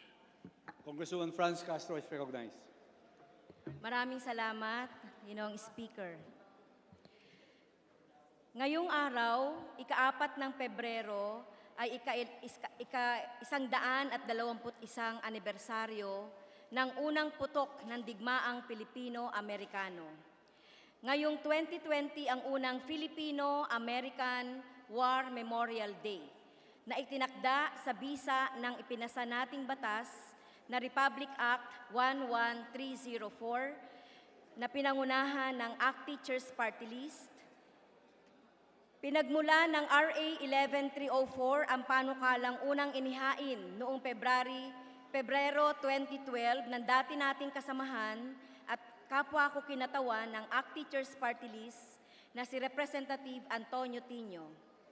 Ano nga ba ang digmaang Pilipino-Amerikano sa ating kasaysayan? Hindi insureksyon gaya ng pinalaganap ng Estados Unidos, kundi isang revolusyonaryong digmaang nilunsad ng sambayanang ginigipit ang kanilang kalayaan at soberanya laban sa panibagong pangongolonya. Inuugat ng mga historiador ang digmaan sa pagtanggi ng unang republika sa Tratado ng Paris, kung saan magpapalit kamay lamang pala ang pangongolonya sa Pilipinas mula sa Kastila patungong Estados Unidos. Diniklarang kolonya at pagmamayari ng Estados Unidos ang Pilipinas.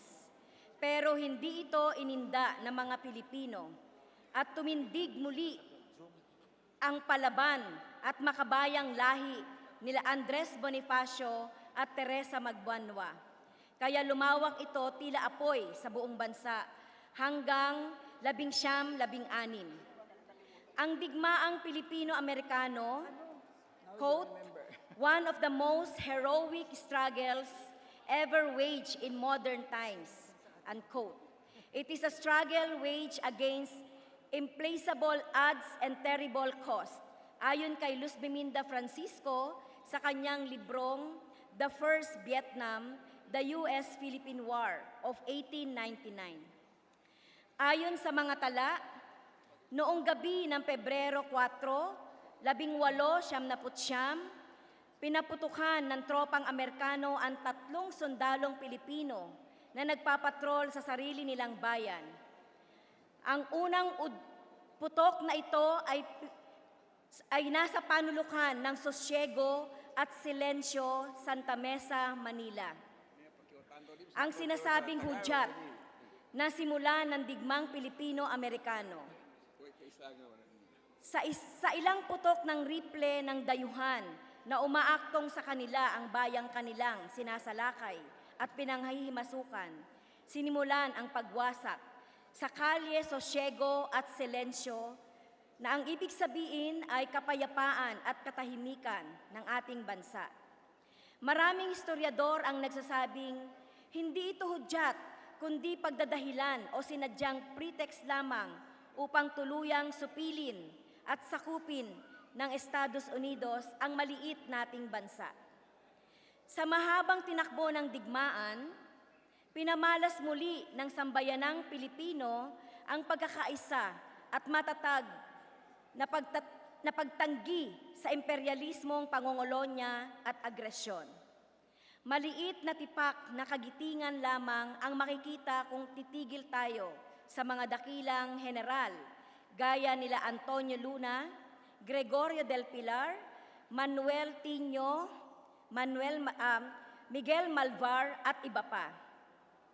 Nanguna ang tapang ng puwersang bagong katipunan sa Rizal at Bulacan na mga Pulahanes sa Leyte, nila Simeon Ola at mga Bicolanong gerilya, nila Papa Isyo at mga Negrense, nila Macario Sakay at ang Republika ng Katagalugan noong 1902.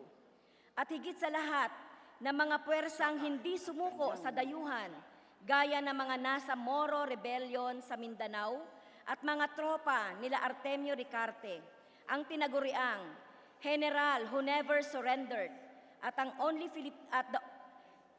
the only free Filipino.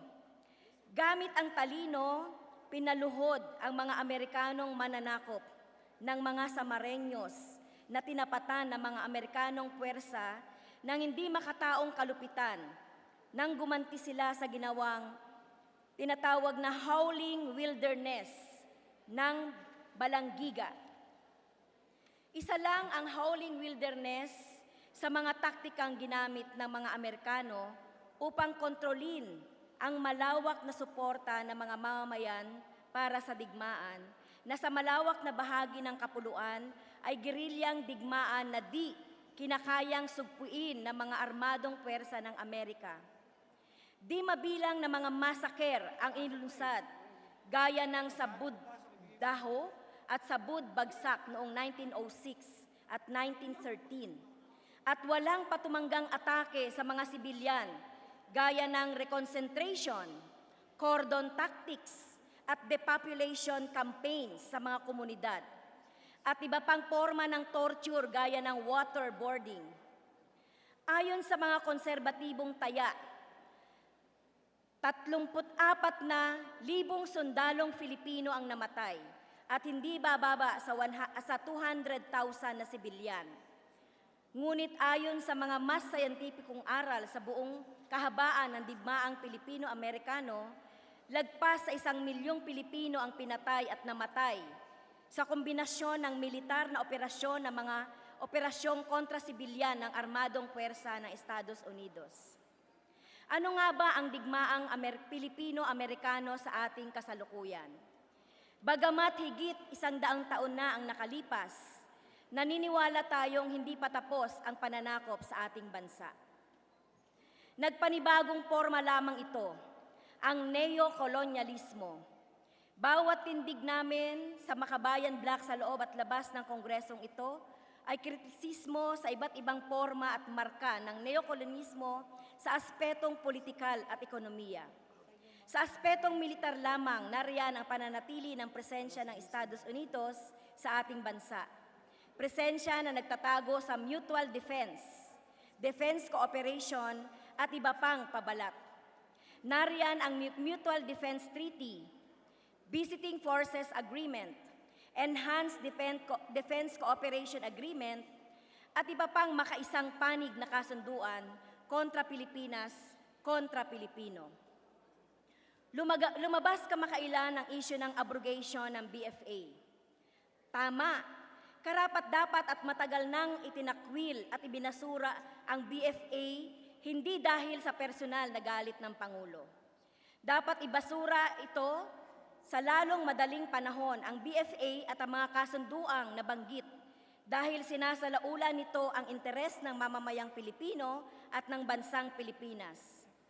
Dahil sa ilalim ng mga kasunduang ito, tinatanggalan natin ang sarili nating ng ngipin upang ipatupad ang sarili nating batas sa sarili nating lupain. Malayang gahasain, torturin at patayin ng Amerikang puwersa ang isang Pilipino at ligtas ang sundalo opisyal na ito sa anumang kaparusahan.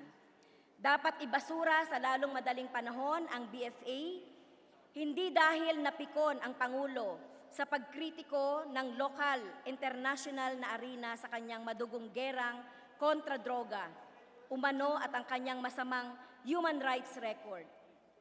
Dahil sa ilalim ng BFA at inaanak nitong kasunduan, libreng okupahan at gamitin ng mga armadong puwersang Amerikano ang kanilang contractors ang ilang porsyento ng ating teritoryo bilang agreed locations, maging tubig, kuryente at iba pang mga utilidad, pati airwaves, kontra sa sinasabi ng ating konstitusyon.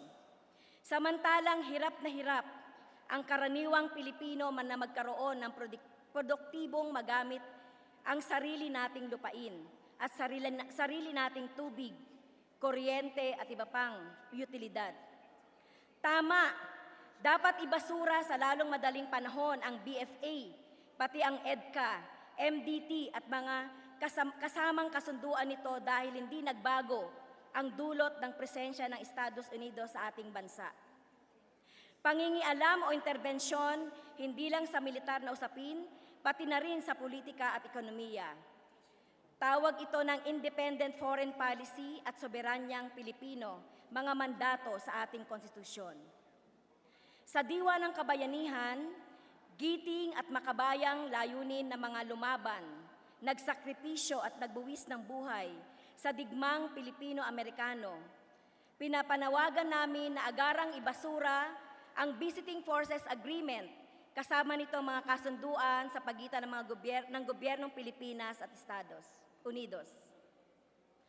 Mr. Speaker at mga kapwa mambabatas, panawagan din ng representasyong ito ngayon sa makasaysayang araw na ito ang mga sumusunod.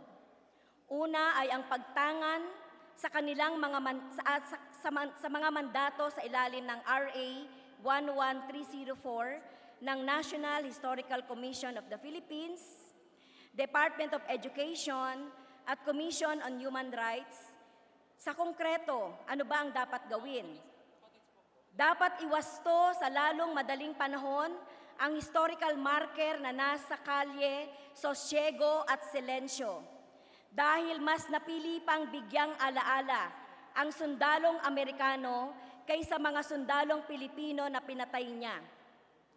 Mas pinili pang imarka ang krimen ng mananakop kaysa kabayanihan ng Filipino. Alinsunod sa mandato ng Philippine-American War Memorial Day Act, dapat na itama ito. Ikalawa, dapat kagyat na dinggin maglunsad ng information dissemination ang National Historical Commission of the Philippines ukol sa digmaan.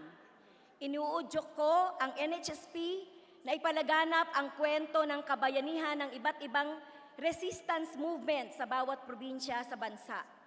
Ang mga ulat at aral sa tapang, sakripisyo, hirap at pagdurusa na dinanas ng mga Moro, katutubong mamamayan, Tagalog, Waray, Ilocano, Bicolano at bawat Pilipino sa mahabang panahon ng paglaban ng ating lahi sa okupasyon ng kolonyalismong Amerikano.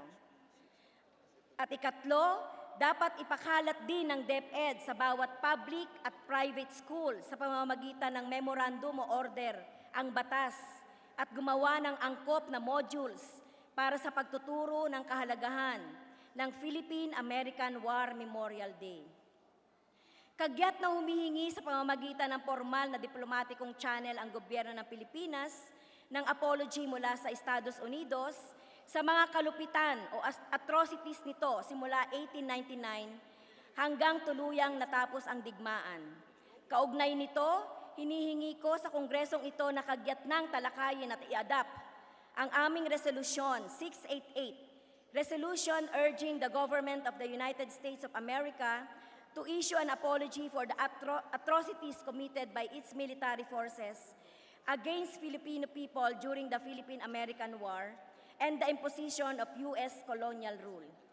Kagyat din pagtakwil ng Administrasyong Duterte sa imperialistang agresyon, pati sa gobyerno ng China sa pangangambkam nito sa mga lugar na sakop ng ating exclusive economic zone at pangaalipusta sa mga mangingisdang Pilipino sa sarili nating mga karagatan. Ito lamang po, Mr. Speaker, mga kasamang kapwa, amang babatas, at maraming salamat sa lahat. Majority Leader. Mr. Speaker, I move that we immediately transmit Mr. Speaker, The Majority Mr. Leader. Speaker, may we recognize the Minority Leader, Bienvenido Abante, for his interpellation. Minority Leader Abante is recognized. may I have the honor, Mr. Speaker, to interpolate one of the members of the minority bloc. Gladly, Mr. Minority. Narinig po kasi na ang pagsiklab po ng digmaang Amerikano at Pilipino ay nagsimula sa pagbaril ng isang Amerikanong sundalo sa isang Pilipino doon po sa Sosiego at Silencio Street. Yun po ba? Tama po, Mr. Speaker. Doon po sa Maynila. Ito po ba yung sundalo? Santa Mesa. Yung po bang Pilipino ito, sundalo rin po ba? Ang una pong nagpaputok dito ay isang private na sundalong Amerikano na nagngangalang William Grayson. Siya yung pinaputukan niya po yung tatlong sundalong Pilipino na nagpapatrol doon sa kalyeng iyo. Kasi po, Mr. Speaker, Your Honor, yung pong Sosiego at Silencio ay hindi ko po yan maaaring makalimutan sapagkat doon po ako tumira nung ako'y maliit na bata pa. Ngayon po ay nabibilang sa 4th District ng lungsod ng Maynila. Doon po ako lumaki at sa aking paglaki ay hindi ko po napag-aralan sa ating mga paaralan na doon po pala nagsimula ang pagsiklab ng Amerikano at ng Pilipino. Wala po ako nakitang marker na pinapakita na doon pala sumiklab para bang hindi binibigyan ng kahalagahan ng ating pamahalaan nung araw.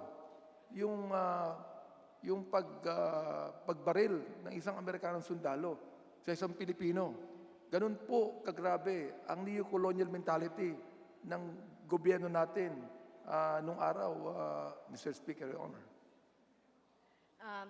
Natutuwa po akong malaman, Mr. Speaker, na yung ating pong kagalang-galang minority leader ay natira doon sa isang makasaysayang lugar ng Maynila. Kung itutuloy po natin ang pagbasa ng kasaysayan, Mr. Speaker, noong binaril po yung tatlong mga Filipino ni Private William Grayson. So, nung binaril po ito, edi napatay po yung isa. At sumunod pa po yung pangalawa. At alam nyo po, ang nangyari dito, ang sinabi ni Grayson, William Grayson, "The Niger are coming." Anong ibig sabihin nun? Yung mga Filipino, the Niger, kung titignan po natin sa kasaysayan ng mga Aprikano, nagagalit sila dito kasi rasismo ito eh. Pag sinabing the Niger, ibig sabihin nito ay napakababang uri. So tinuring ng mga Amerikano, sundalo nung panahon na yon, na ang mga Pilipino ay mga Niger o nigger. Kaya itong sundalong Amerikano na ito ay hindi lang ito mamamatay tao, Mr. Speaker. Ito rin ay racist. Talagang tinuring na tayo ang mga Pilipino na pinakamababang uri. Katulad po yan, Mr. Speaker, Your Honor, ang pagtawag ng mga Kastila sa Pilipino bilang mga Indiano. Ano po? Tama po.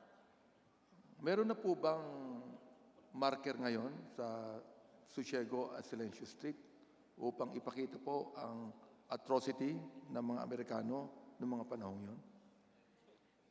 Meron po, Mr. Speaker, siguro hindi po nakita ng ating kagalang-galang na minority leader itong marker na ito dahil inilipat po ito mula doon sa San Juan, inilipat po ito doon sa Santa Mesa dahil nalaman na yun po talaga, yun talagang lugar ng unang pagputok kung bakit na nandoon yun. Kaya lang po, Mr. Speaker, Ginoong Minority Leader, nalulungkot po ang kinatawang ito, pati na si Congressman Tino, dahil nakita po natin sa marker na ang ginunita pa ay yung first shooting ni William Grayson doon. Hindi yung unang platoon ng mga Pilipino na namatay doon sa lugar na yon. So kaya nga po, Mr. Speaker, ang kinatawang ito ay magsusulat po sa National Historical Commission para baguhin itong marker na ito. Kailangan sa pag-alaala po natin ng Pilipino-Amerikanong digmaan, kilalanin natin ang Pilipino, ang kabayanihan ng mga Pilipino para ipaglaban yung ating kalayaan. Hindi yung kilalanin yung Amerikanong bumaril sa mga Pilipino. Sa makatuwid, Mr. Speaker, Your Honor, na yung pong nagkaroon ng pagsiklab ng digmaan between the Americans at ang mga Pilipino, hindi po ang Pilipino ang nag-provoke sa mga Amerikano.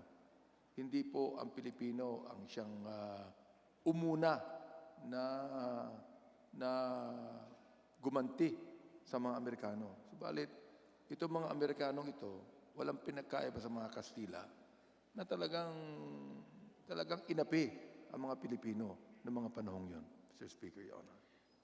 Tama po, Mr. Speaker, Ginoong Minority Leader.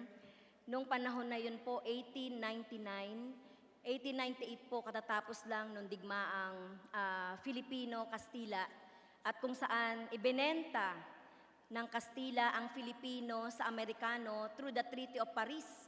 At ito po yung naging hudyat na panibagong kolonyalismo ang Amerikano sa Pilipinas. Kaya hindi po, totoo po yun, talagang hindi naghudyat ng gerang Pilipino-Amerikano ang mga Filipino. Dahil alam naman natin ang karakter ng mga Pilipino. Ito ay mapagmahal sa kapayapaan. Pero kapag ito po ay inapi, lalaban po ito hanggang kamatayan. Naalala ko po, Mr. Speaker, Your Honor, noong 13th Congress ay inaprobahan ng US Congress na bigyan ang mga veteranong Pilipino na lumaban sa digmaang pangalawa mundo ng $10,000 bilang pabuya. Ano po? At ito po ay pinag-usapan dito at nagbigay po ng komunikasyon dito po sa ating Kongreso. Ako po'y tumayo at nagsalita. At sinabi ko na kung nais po ng mga Amerikano na magpasalamat ang bansang Pilipinas sa pagbigay ng $10,000 sa mga veteranong Pilipino, ay hindi po ako kinakailangan magpasalamat. Ang sabi ko po, bakit po? Unang-una, yung bibigyan po ng $10,000, ang sabi ron sa kanilang batas, kinakailangan yung mga buhay pa ng mga veterano. And that was 43 years after the war. Oo. Yung po mga patay na ay hindi na po bibigyan ng $10,000. Hindi lamang yan, kundi nais ko pong sabihin dito rin naman, ano po, ibinabalik ko na ito pong digmaan, pandaigdig na pangalawa, hindi po ito digmaan ng Pilipinas. Ito po digmaan ng Amerikano. At dapat magpasalamat ang mga Amerikano na ang mga Pilipino ay lumaban kasabay, kasama ng mga Amerikano sa digmaang ito. Ano po maaari niyong sabihin dyan, Mr. Speaker, Your Honor? Opo, tama po kayo, Mr. Speaker, Mr. Minority Leader. Kumbaga, dito sa digmaan ng Amerikano na ito, sa ikalawang digmaang pandaigdig, parang nadamay lang ang Filipino dito sa digmaan na ito. Dahil tayo ay sakop ng mga panahon na yon, kaya tayo po ay napasama dito sa digmaang Amerikano sa buong daigdig. Ngayon po, dumako tayo ngayon sa ating panahon na inyong binanggit ang Mutual Defense Treaty. Ang inyong binanggit ang Visiting Forces Agreement. At ilang pang mga agreement na pinirmahan ng ating bansa at ng Amerikano. Inyo po bang masasabi na ito pong Mutual Defense Agreement na ito ay hindi po talaga mutual?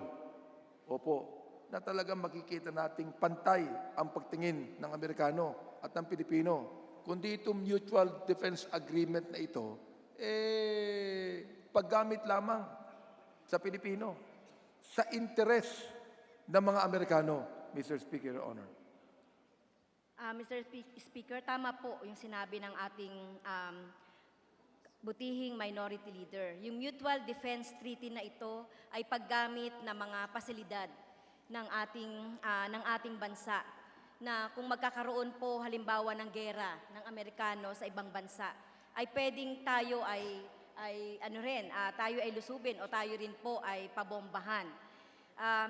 Sinasabi nating hindi pantay itong mga agreement na ito dahil nakita naman natin na halimbawa po doon sa Visiting Forces Agreement, ginagamit yung ating pasilidad, walang renta, wala man lang ito. Ano ba yung binabalik sa atin ng Amerikano? Mga luma na mga eroplano, mga luma na mga equipments na ginagamit sa ating militar. Kaya po, tayo po ay sinasabi natin na hindi ito mutual. Ito pong Mutual Defense Agreement, sa pagkakaalam ko, ako humihingi ng kopya sa ating Deputy Minority Caloy Sarate. Ano po? Didepensahan lamang tayo. Eka nga, in an act of war. Yun po ba nakalagay doon? Oo, tama po, Mr. Speaker. So, ibig sabihin, yung pagsakop ng China at pag-agaw ng China sa ilang mga island po natin at paggawa ng isang military airport at ang pagpunta ng ilang mga pandigmang mga barko sa mga island na yan ay hindi pwedeng depensahan ng Amerikano under the Mutual Defense Agreement sapagkat ang akala po nila, this is not an act of war, Mr. Speaker, Your Honor. Okay, tama po kayo, Mr. Speaker, Mr. Minority Leader. Well, ano pa ang magiging silbi ng Mutual Defense Agreement sa atin? Samantalang pinabayaan po ng Amerikano na makapagpagawa ng military bases at airport at mga aircraft at mga bangka o barko ng China na to be able to navigate our own seas na pinapanood lamang po ng mga Amerikano. Ibig pong sabihin po nito, Mr. Speaker, Your Honor, na maaring ito ang pwedeng mag-abrogate ng Mutual Defense Agreement. Tama po, Mr. Speaker, Mr. Minority Leader, ang inyong tinuran. Yung pong act ng ating Pangulo sa Visiting Force Agreement ng ating Pangulo po'y nagalit sapagkat ni-revoke ng US ang visa ng Senador Bato de la Rosa. At dahilan dyan, gumanti po ang ating Pangulo na tanggalin na ang Visiting Forces Agreement. Kayo po ba'y agreeable doon sa ginawa ating Pangulo? Hindi po ako sumasang-ayon na dahil lang doon sa pagpapawalang ng visa ni Senator Bato ang magiging dahilan noong pag-abrogate ng Visiting Forces Agreement. So hindi po ito yung dapat na maging dahilan. Ang tamang dapat na maging dahilan po ay yung paglaban sa ating soberanya, paglaban po doon sa ating kalayaan. Okay, Mr. Speaker, Your Honor, maraming salamat po sa mga kasagutang yan. At nais ko pong i-manifest din dito, it is time for the Philippine government to assert its sovereignty. It is time that we, as a sovereign nation, should assert our independence and sovereignty to the International Forum of Nations. Panahon na po na hindi po tayo pwedeng maging api-apihan na ng sinumang bansa. Whether it be the US or China, panahon na para hindi tayo ibuli ng mga malalaking bansang tulad ng China. Panahon na po na ngayon pa sa ating pamahalaang Duterte na ipakita natin na tunay po na ang bansang Pilipinas ay tunay na nagkakaisa, independent at soberano. Magandang hapon po sa inyo lahat. Maraming salamat po sa inyo. Majority Leader. Mr. Speaker, I move to recognize the Honorable Ferdinand Gaite of the party list Bayan Muna for his interpellation. Honorable Ferdinand Gaite is recognized. Maraming salamat po, Mr. Speaker. Sa ating kagalang-galang na kinatawan ng ACT Teachers Party List, Franz Castro pahintulutan ba ang ilang katanungan hinggil sa nabanggit na privilege speech? Gladly, Mr. Speaker. Sa lahat, kinakongratulate ko ang ACT Teachers Party List sa kanilang pagpupursigi na after several congresses, naaprubahan na rin ang panukalang batas na kumikilala sa araw na ito, February 4, bilang araw ng Philippine-US War Memorial Day. At ito ay napakahalaga sapagkat sa pag-unawa ko, walang araw na ginugunita na ang kadakilaan ng ating mga mamamayan sa paglaban sa isang kolonyal, isang superpower sa kasalukuyan, sa buong daigdig ngayon. Tama po ba yun, Mr. Speaker, Madam Sponsor?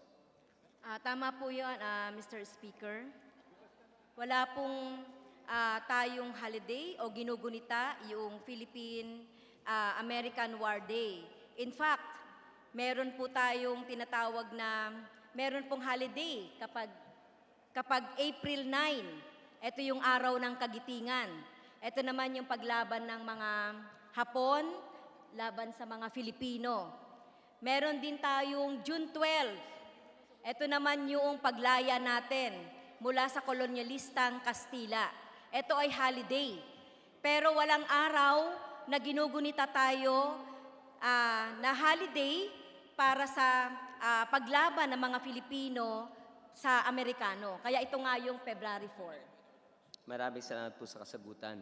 At tulad nga kaninang umaga, bilang paggunita doon sa unang officially na-declare na special working day na pagkilala sa araw na ito, ang kinatawang ito ay kasama si former Congressman Tonchi Tino at ang ating kagalang-galang na kinatawan, Mr. Speaker, sa isang commemoration, nag-wreath-laying po tayo doon sa nabanggit na ng unang nag-interpellate, no, na Sosiego Corner Silencio. Isang napaka-obscure, mga kasama, sa Kongreso, na isang lugar, Mr. Speaker, na hindi mo na malalaman kung nasan tong lugar na to unless sadyain mong puntahan at alamin kung nasan itong lugar na ito. Kasi tulad nga na nabanggit, Mr. Speaker, ito ay isang obscure na lugar. Mas kilala pa ng mga tao yung kalapit na SM Center Point kaysa sa lugar kung saan binabanggit na ayon sa ating mga historians, ang unang lugar kung saan nagkaroon ng unang putok na nagsimula ng Philippine-American War. At nagpapasalamat ako sa ating kinatawan sa imbitasyon sapagkat dito nakilala yung kadakilaan nga ng mga mamamayang Pilipino at bagamat hindi ganun karami ang nakarating ang kinatutuwa ng kinatawang ito, Mr. Speaker, ay karamihan ng pumunta kanina ay mga kabataan na galing sa PUP at gayon din sinamahan rin ng mga opisyal ng barangay sa naturang lugar. Kaya nagpapasalamat po ang kinatawang ito. Ngunit ang isang nakakabahala at nabanggit na ng ating kagalang-galang na nagbanggit ng privilege speech ay yung nilalaman ng naturang marker. Tama po yung nabanggit. Dati po ito ay nakalugar sa isang tulay. Tawag nila San Juan Bridge. Ito po ay nasa Ene Domingo. Sa napakatagal na panahon, lagi ko po nadadaanan nito. Akala ko po yun yung talagang lugar kung saan naganap yung sinatawag na first shot. Pero bunga nga na rin ng pagsisiyasat ng dati pangalan ay National Historical Institute, ngayon ay National Historical Commission of the Philippines, nalaman na hindi pala yung doon ang tamang lugar ng paglalagay ng marker para ipakita kung saan nagsimula yung hudyat na binabanggit. Naniniwala ba ang ating kagalang-galang na kinatawan mula sa Active Teachers Party List, hindi ba magkakaroon ng parang tulad ng kasaysayan natin ng bansang Pilipinas? Hindi ba nadidistort yung history? Dahil nga ang sumusulat ng kasaysayan ay yung victors, sabi nga nila. Pero kahit yung lugar kung saan naganap ang sinasabing first shot, kahit yun ay nailagay sa maling lugar. Ano hong tingin ng ating kagalang-galang na kinatawan? Mr. Speaker, yung pong tinasabi nating marker noong nagsasabi ng hudyat ng unang digmaan ng Filipino-Amerikano, ay totoo ang sinabi ng ating kinatawan mula sa Bayan Muna na ito ay nailipat mula sa San Juan patungo sa Santa Mesa. Ito yung pagtatama ng ating kasaysayan. Marami tayong mga nakikita na babasa sa libro na kung di natin talagang sasaliksikin, kung di natin talagang babasahin ng husto ang kasaysayan, ay marami pa tayong makikita. Katulad nga nito, Mr. Speaker, Ginoong Kinatawan ng Bayan Muna, yung paglalagay o pagkilala mismo doon sa marker na ito, mas kinilala pa yung Amerikano na si Private William Grayson na unang pumatay doon sa ating bayaning Filipino kaysa doon sa mga Pilipino natin na talagang lumaban sa Amerikano. Kaya bilang pagtutuwid po, gusto nating magbigay ng sulat sa National Historical Commission para baguhin itong marker na ito. Totoo na naganap yung pagputok o unang nagpaputok ang Amerikanong ito. Pero sa kasamaang palad, ito yung naghudyat ng gera at milyon halos ang namatay dito sa gerang Amerikano. Kaya ang kinatawang pong ito ay magbibigay ng sulat sa ating National Historical Commission para baguhin po ang marker na ito para mas kilalanin yung mga Filipino na particular yung mga troops na nagtutropa dito sa lugar na ito, kilalanin yung kanilang kabayanihan instead of yung pumatay sa kanila. Maraming salamat, gagalang-galang na kinatawan mula sa Active Teachers Party List. At tama po yung isang very succinct observation doon sa nilalaman ng marker. At para lang basahin natin, ayon sa isang artikulo isang libro na kasama ang manunulat na si Arnaldo Dumindin, sinabi ang laman na nakalagay dito sa marker na ito ay yung unang marker na nilagay sa Santa Mesa na nilipat dito sa lugar ng Sosiego, Corner Silencio. Nakalagay po dito, here at 9 in the evening of February 4th, 1899, Private William Grayson of the 1st Nebraska Volunteers fired the shot that started the Filipino-American War. So yan po yung nilalaman. Kaya't kahit sa kasaysayan, kahit sa ating pag-aaral ng kasaysayan mula nung ating elementarya, high school at baka kolehiyo, ang kilala lang natin ay si Private William Grayson. Ngunit, hindi natin alam o hindi natin kilala kung sino yung martir ng mga Pilipino na naging biktima ng karahasang ito. Hindi ho ba't katakataka na sa halip na gunitain ang kadakilaan ng ating mga revolusyonaryo ng panahong ito, ang dinadakila pa ay yung mga mananakop. Ang dinadakila at kinikilala ay yung mga pumapaslang. At tulad na nabanggit, na ito pala ay isang rasista dahil doon sa same article, sinabi niya rin dito na tinawag niyang niggers, no? Yung mga lumulusob o di kaya nakapalibot na mga Pilipino. Kaya't nakakabahala kaya kung totoo ang nasiyasat ng sumulat ng artikulo ito, sinumigaw daw si Grayson na line up fellows, the niggers are here all through these yards. Kaya't kung gayon, Mr. Speaker, Madam from the ACT Teachers Party List, bakit pa kaya nilagay yung pangalan ng itong mamamatay tao na ito sa isang plake na dapat ang kinikilala at ginugunita ay yung kadakilaan ng mga Pilipino na sinikap na ipagtanggol ang kalayaan ng ating bansa.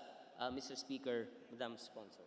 Mr. Speaker, hindi po ako magtataka kung bakit ganito ang inilagay sa marker dahil yung marker na ito ay ginawa noong 1941. At ano ba itong taon na ito na 1941? Kasalukuyang sakop pa tayo ng mga Amerikano noong 1941. Kaya sa kasaysayan, kung sino man yung nagsulat nung kasaysayan, siyempre yung kanyang interes ang naka-reflect doon sa mga marker. Kaya nga po tayo ay pagsisikapan nating mabago ito na makilala yung ating mga kabayanihan, ang ating mga mamamayang Pilipino, instead of yung Amerikano na ito na pumatay sa ating kapwa Pilipino. Maraming salamat po sa ating kagalang-galang na kinatawan ng ACT Teachers Party List. At para lang sa impormasyon ng ating mga kasamahan sa Kongreso, Mr. Speaker, ayon sa artikulo, meron daw, ang una daw fatality ng gera at ang napatay, ang nababanggit sa kanilang research ay isang Corporal Anastasio Felix ng 4th Company, Morong Battalion, na nasa ilalim ng isang Captain Serapio Narvaez. At yung battalion commander ay isang nagngangalang Colonel Luciano San Miguel. Mr. Speaker, Your Honor, hindi ba dapat itong mga pangalang ito ang nakasulat dito sa marker para ginugunita natin yung mga kadakilaan ng mga Pilipino?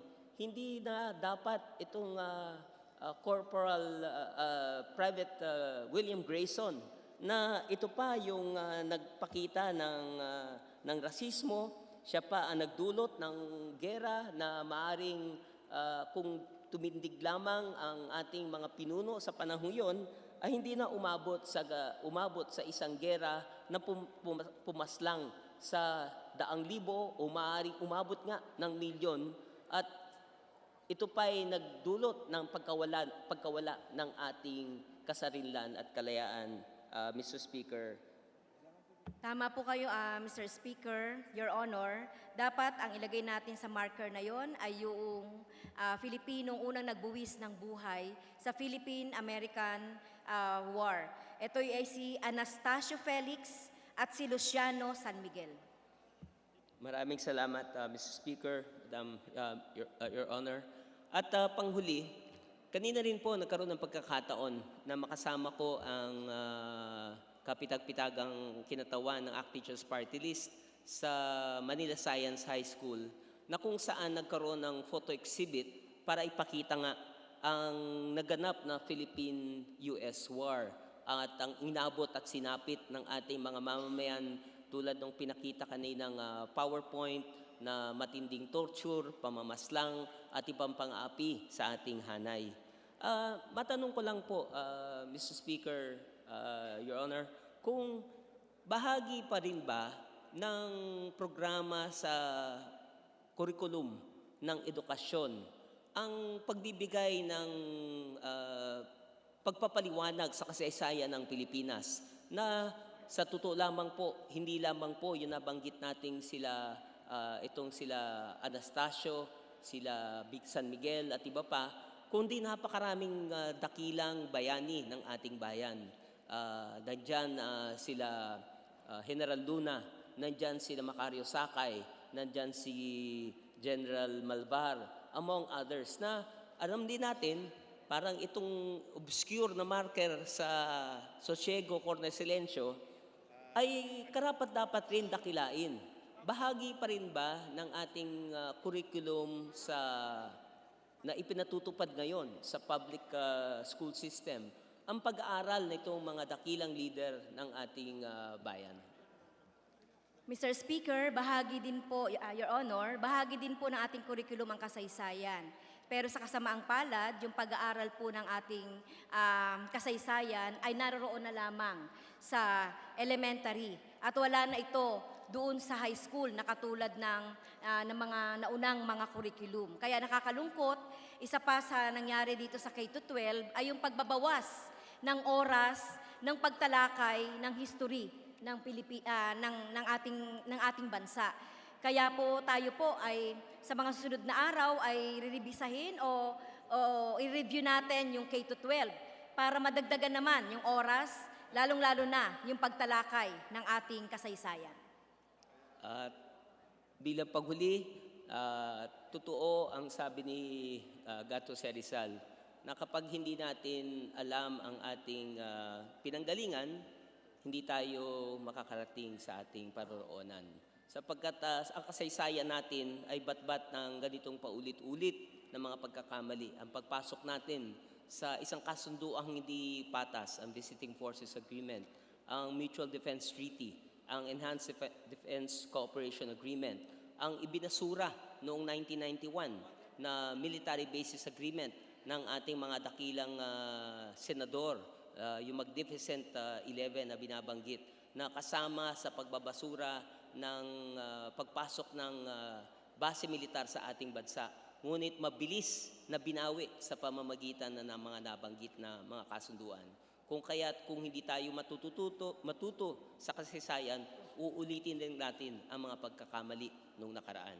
Salamat po, Mr. Speaker, Your Honor, at sa lahat ng ating mga kasamahan sa ating Kongreso. Majority Leader. Mr. Speaker, I move to recognize the Honorable Sara Jane Elago of the Party List Kabataan for her privileged speech. Congresswoman Sara Jane Elago is recognized. Maraming salamat, Ginoong Speaker.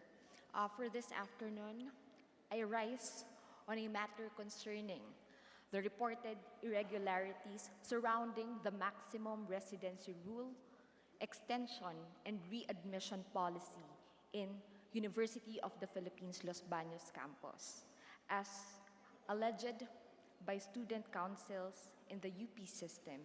UP, being our national university, mandated to perform its unique and distinctive leadership in higher education and development under its own charter of 2008.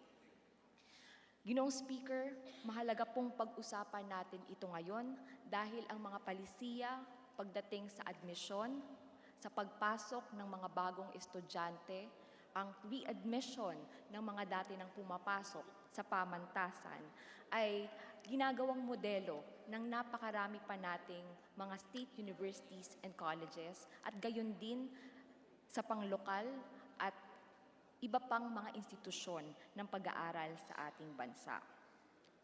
During the meeting of the UP Board of Regents yesterday, students from UPLB asserted that their petition allowing the registration of MRR students, ito po yung mga lumagpas na dun sa prescribed na period kung kailan dapat nilang matapos ang isang bachelor's degree o kung saan po sila naka-enroll. At lahat po ng mga appeals ng mga estudyante na na-reject ang kanilang mga application for readmission. Na ang petisyon po na ito, na mag-iisang linggo na, ay pag-usapan sa harap ng pag-uusap at pagpupulong ng mga rehente ng nasabing pamantasan. 37 student councils across the system supported this call in their Manifesto of Unity, which in part states that currently there are more than 600 cases of MRR extension and readmission appeals in UPLB. Marahil po, nagtataka tayo bakit napakaraming nagiging MRR, no? O yung mga lumalagpas doon sa nararapat na bilang ng taon na matapos nila ang kanilang mga degree. Yan po ay dahil sa unang-una, no?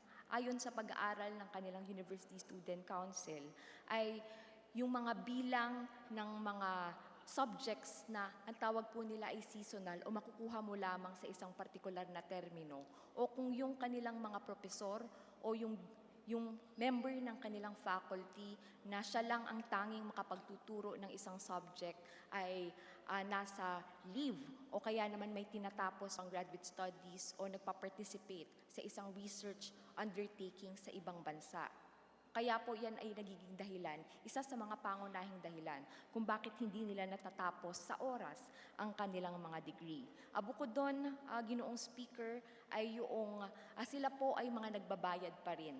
No, kala natin lahat na ngayon basta nasa SUKS ay nalilibre na dahil sa pagpasa ng Republic Act 10931, Universal Access to Quality Tertiary Education. Pero ngayon po, yung ating mga MRR students, yung mga irregular, yung mga hindi nakakapasa sa admission at retention policies ng mga Board of Regents or trustees, yung kanilang mga tinakda na mga palisiya, pag hindi po doon nakakapasa ang isang estudyante, ay hindi na po siya kwalipikado doon sa libre. No? Isa po yan sa mga bagay na pinapaimbestigahan natin.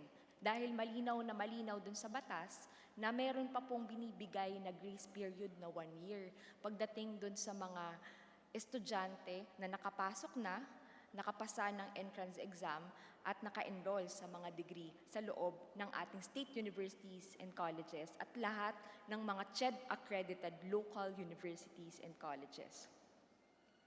Majority of the cases are approved in their respective department heads or by their respective department heads and deans, but end up getting disapproved upon reaching the level of the Office of the Vice Chancellor for Academic Affairs. Nakapasa na ho sa level ng departamento, sa kolehiyo, ngunit ito po ay hindi pinapayagan pagdating na sa opisina ng kanilang Vice Chancellor. Kapag sila naman po ay magpupunta sa Office ng Chancellor, hindi pa rin po ito napapayagan na makapag-enroll. Kaya po dumadami talaga ang mga kaso. Marami po dito ay hindi man lang nai-interview ng mga dapat sanang magbibigay ng approval sa kanilang application ng MRR at readmission. Ito daw ho, Ginoong Speaker, ay hindi pare-pareho sa lahat ng pagkakataon. Kaya nararapat lamang na maipatawag natin ang mga naturang mga opisina upang makatulong po tayo na magbukas ng espasyo para maayos ang mga nasabing inconsistencies at mga naiulat na irregularities. For instance, Mr. Speaker, the period allotted for registration does not correspond to specific requirements of each case, especially when one is delayed due to the overly stringent and tedious process that it becomes nearly impossible to complete requirements and meet deadlines. Ang isa pong nangyari dyan nito lamang Enero, may binigay na last day ng submission ng application sa unang araw mismo ng resumption ng offices sa UPLB. Yan po ang dahilan kung bakit yung mga dapat na magbibigay ng kanilang lagda sa approval para sa MRR readmission ay wala dyan upang makapirma sa nasabing mga dokumento. Kaya naman po, yung mga questions pagdating sa mismong involvement ng Vice Chancellor at Chancellor sa ganitong mga grievances, ay marami din pong katanungan ang mga estudyante sa naturang pamantasan. Unfortunately, this burdensome registration process does not happen only in UPLB. Campuses across the UP system have also borne the brunt of irregularities in their policies of admission and retention. Lalo pa po yung bumibigat pagdating dun sa mga irregularities din sa implementation ng Student Admission and Information System o yung SAIS. Kaya nga naman malawakan din yung panawagan na imbis na nakagastos na ng 25 million dito sa SAIS at nagpapatuloy pa yung gastos dyan magpasa hanggang ngayon, bakit hindi na lang paunlarin yung mga homegrown systems na meron na pagdating sa admission at information system ang naturang pamantasan. Ang SAIS po ay pinag-aaralan na rin gamitin pa sa iba pang mga SUKS natin at LUKS. No, kaya mahalaga na kung ano man yung aral mula sa UP ay makuhanan din ng karanasan kung paano papapaunlarin ng iba pang mga pamantasan. Kaya Ginoong Speaker, ang kinatawan po na ito ay nakikiisa sa panawagan ng mga estudyante dahil po sa dialogo nila kahapon, wala pa ring malinaw na direksyon kung saan dadalhin itong 600 na kaso ng mga MRR at mga nag-a-apply for readmission. Kinakailangan na po ng iba yung paggigiit at pagtatanggol sa parte ng Kongreso ng karapatan sa edukasyon at yung karapatan ba na marinig naman natin ang mga hinaing at ang mga kalagayan nitong mga 600 na mga estudyante na nag-a-apply upang matapos ang kanilang degree na pinasukan. We strongly urge the Committee on Higher and Technical Education to investigate in aid of legislation the reported irregularities in the implementation of the MRR and readmission policy of UPLB while safeguarding its academic freedom and institutional autonomy. Nirerespeto po natin at nakikiisa din tayo sa pagtatanggol ng autonomiya at ng kalayaang pang-akademiko ng mga pamantasan, ngunit hindi po ito dapat magbangga, no? At hindi po dapat nito ipagkait iyong batayang karapatan sa edukasyon. Likewise, we call on the Commission on Higher Education and the UNIFAST Board to address the aforementioned pressing concerns of students.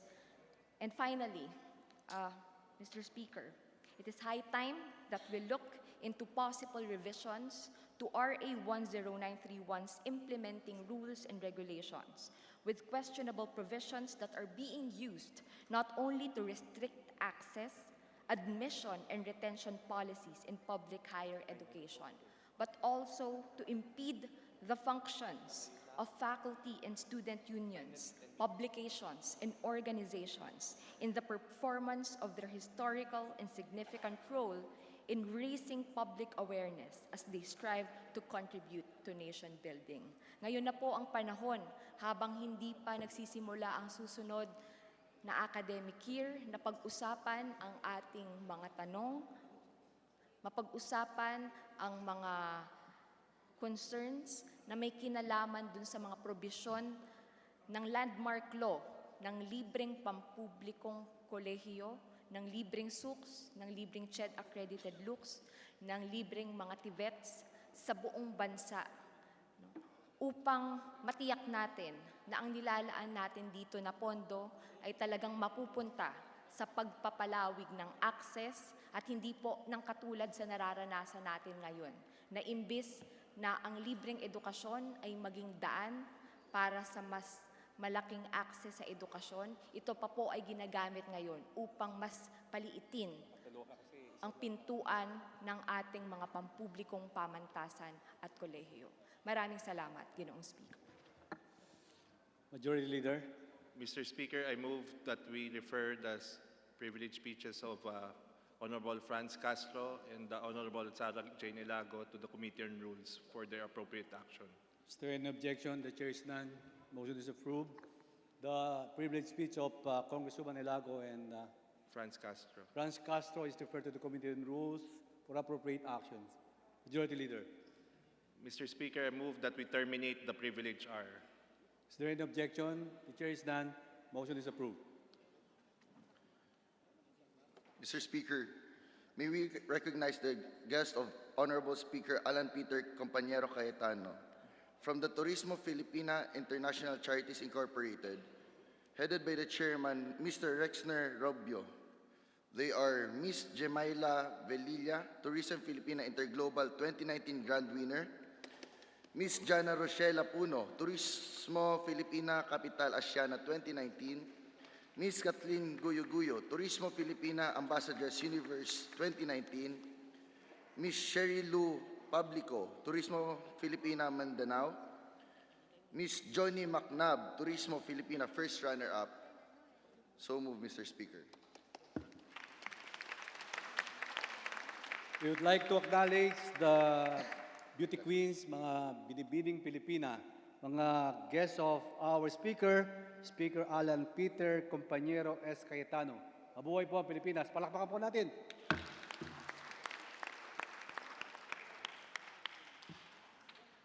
Majority Leader. Mr. Speaker, in accordance with our rules governing inquiries in aid of legislation, I move that we refer the following House resolution to the appropriate committees. House Resolution 577 to be referred to the Committee on Local Government and Public Works and Highways. House Resolution 578, Local Government and Public Works and Highways. House Resolution 579, Local Government and Public Works and Highways.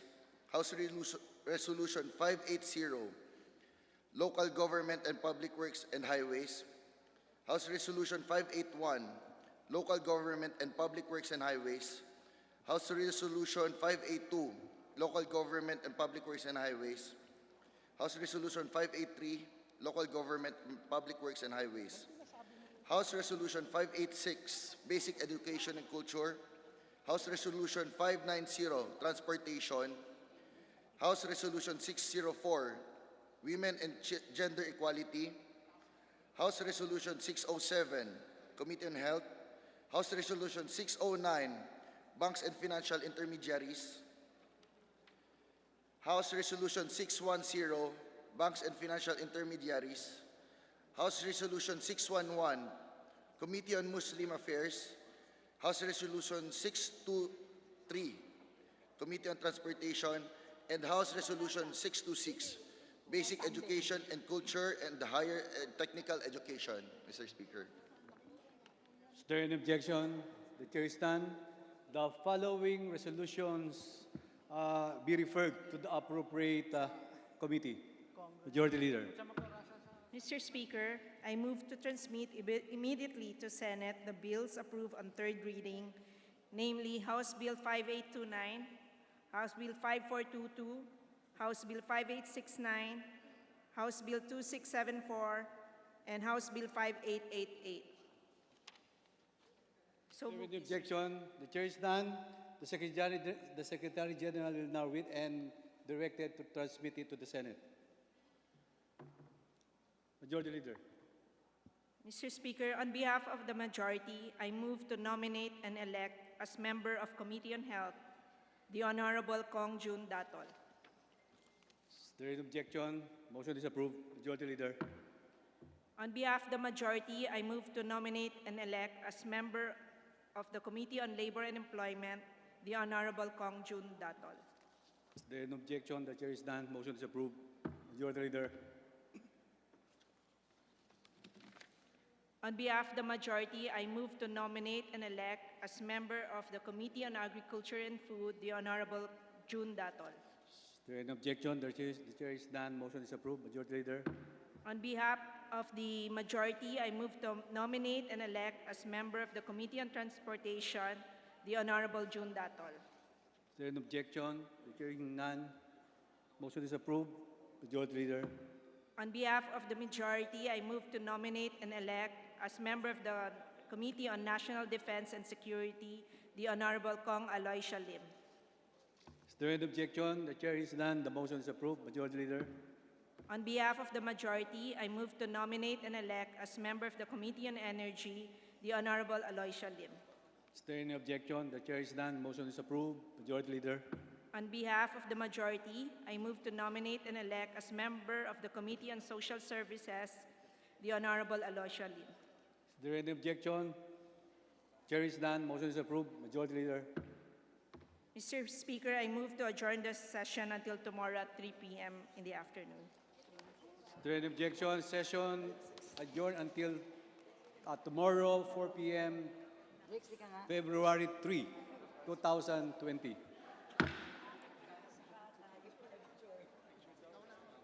I love you, Rixa. See you tomorrow. Wala ko, ano yun eh. Diba? Hindi, dapat ano eh.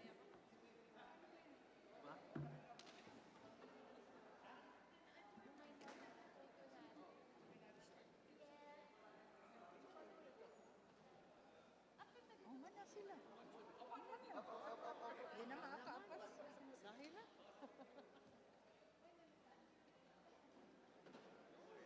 Ayaw, aga.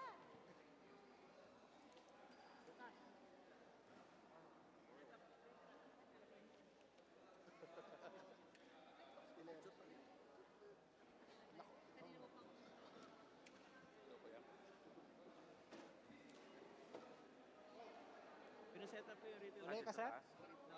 Daan ako. Pinaset up. Okay.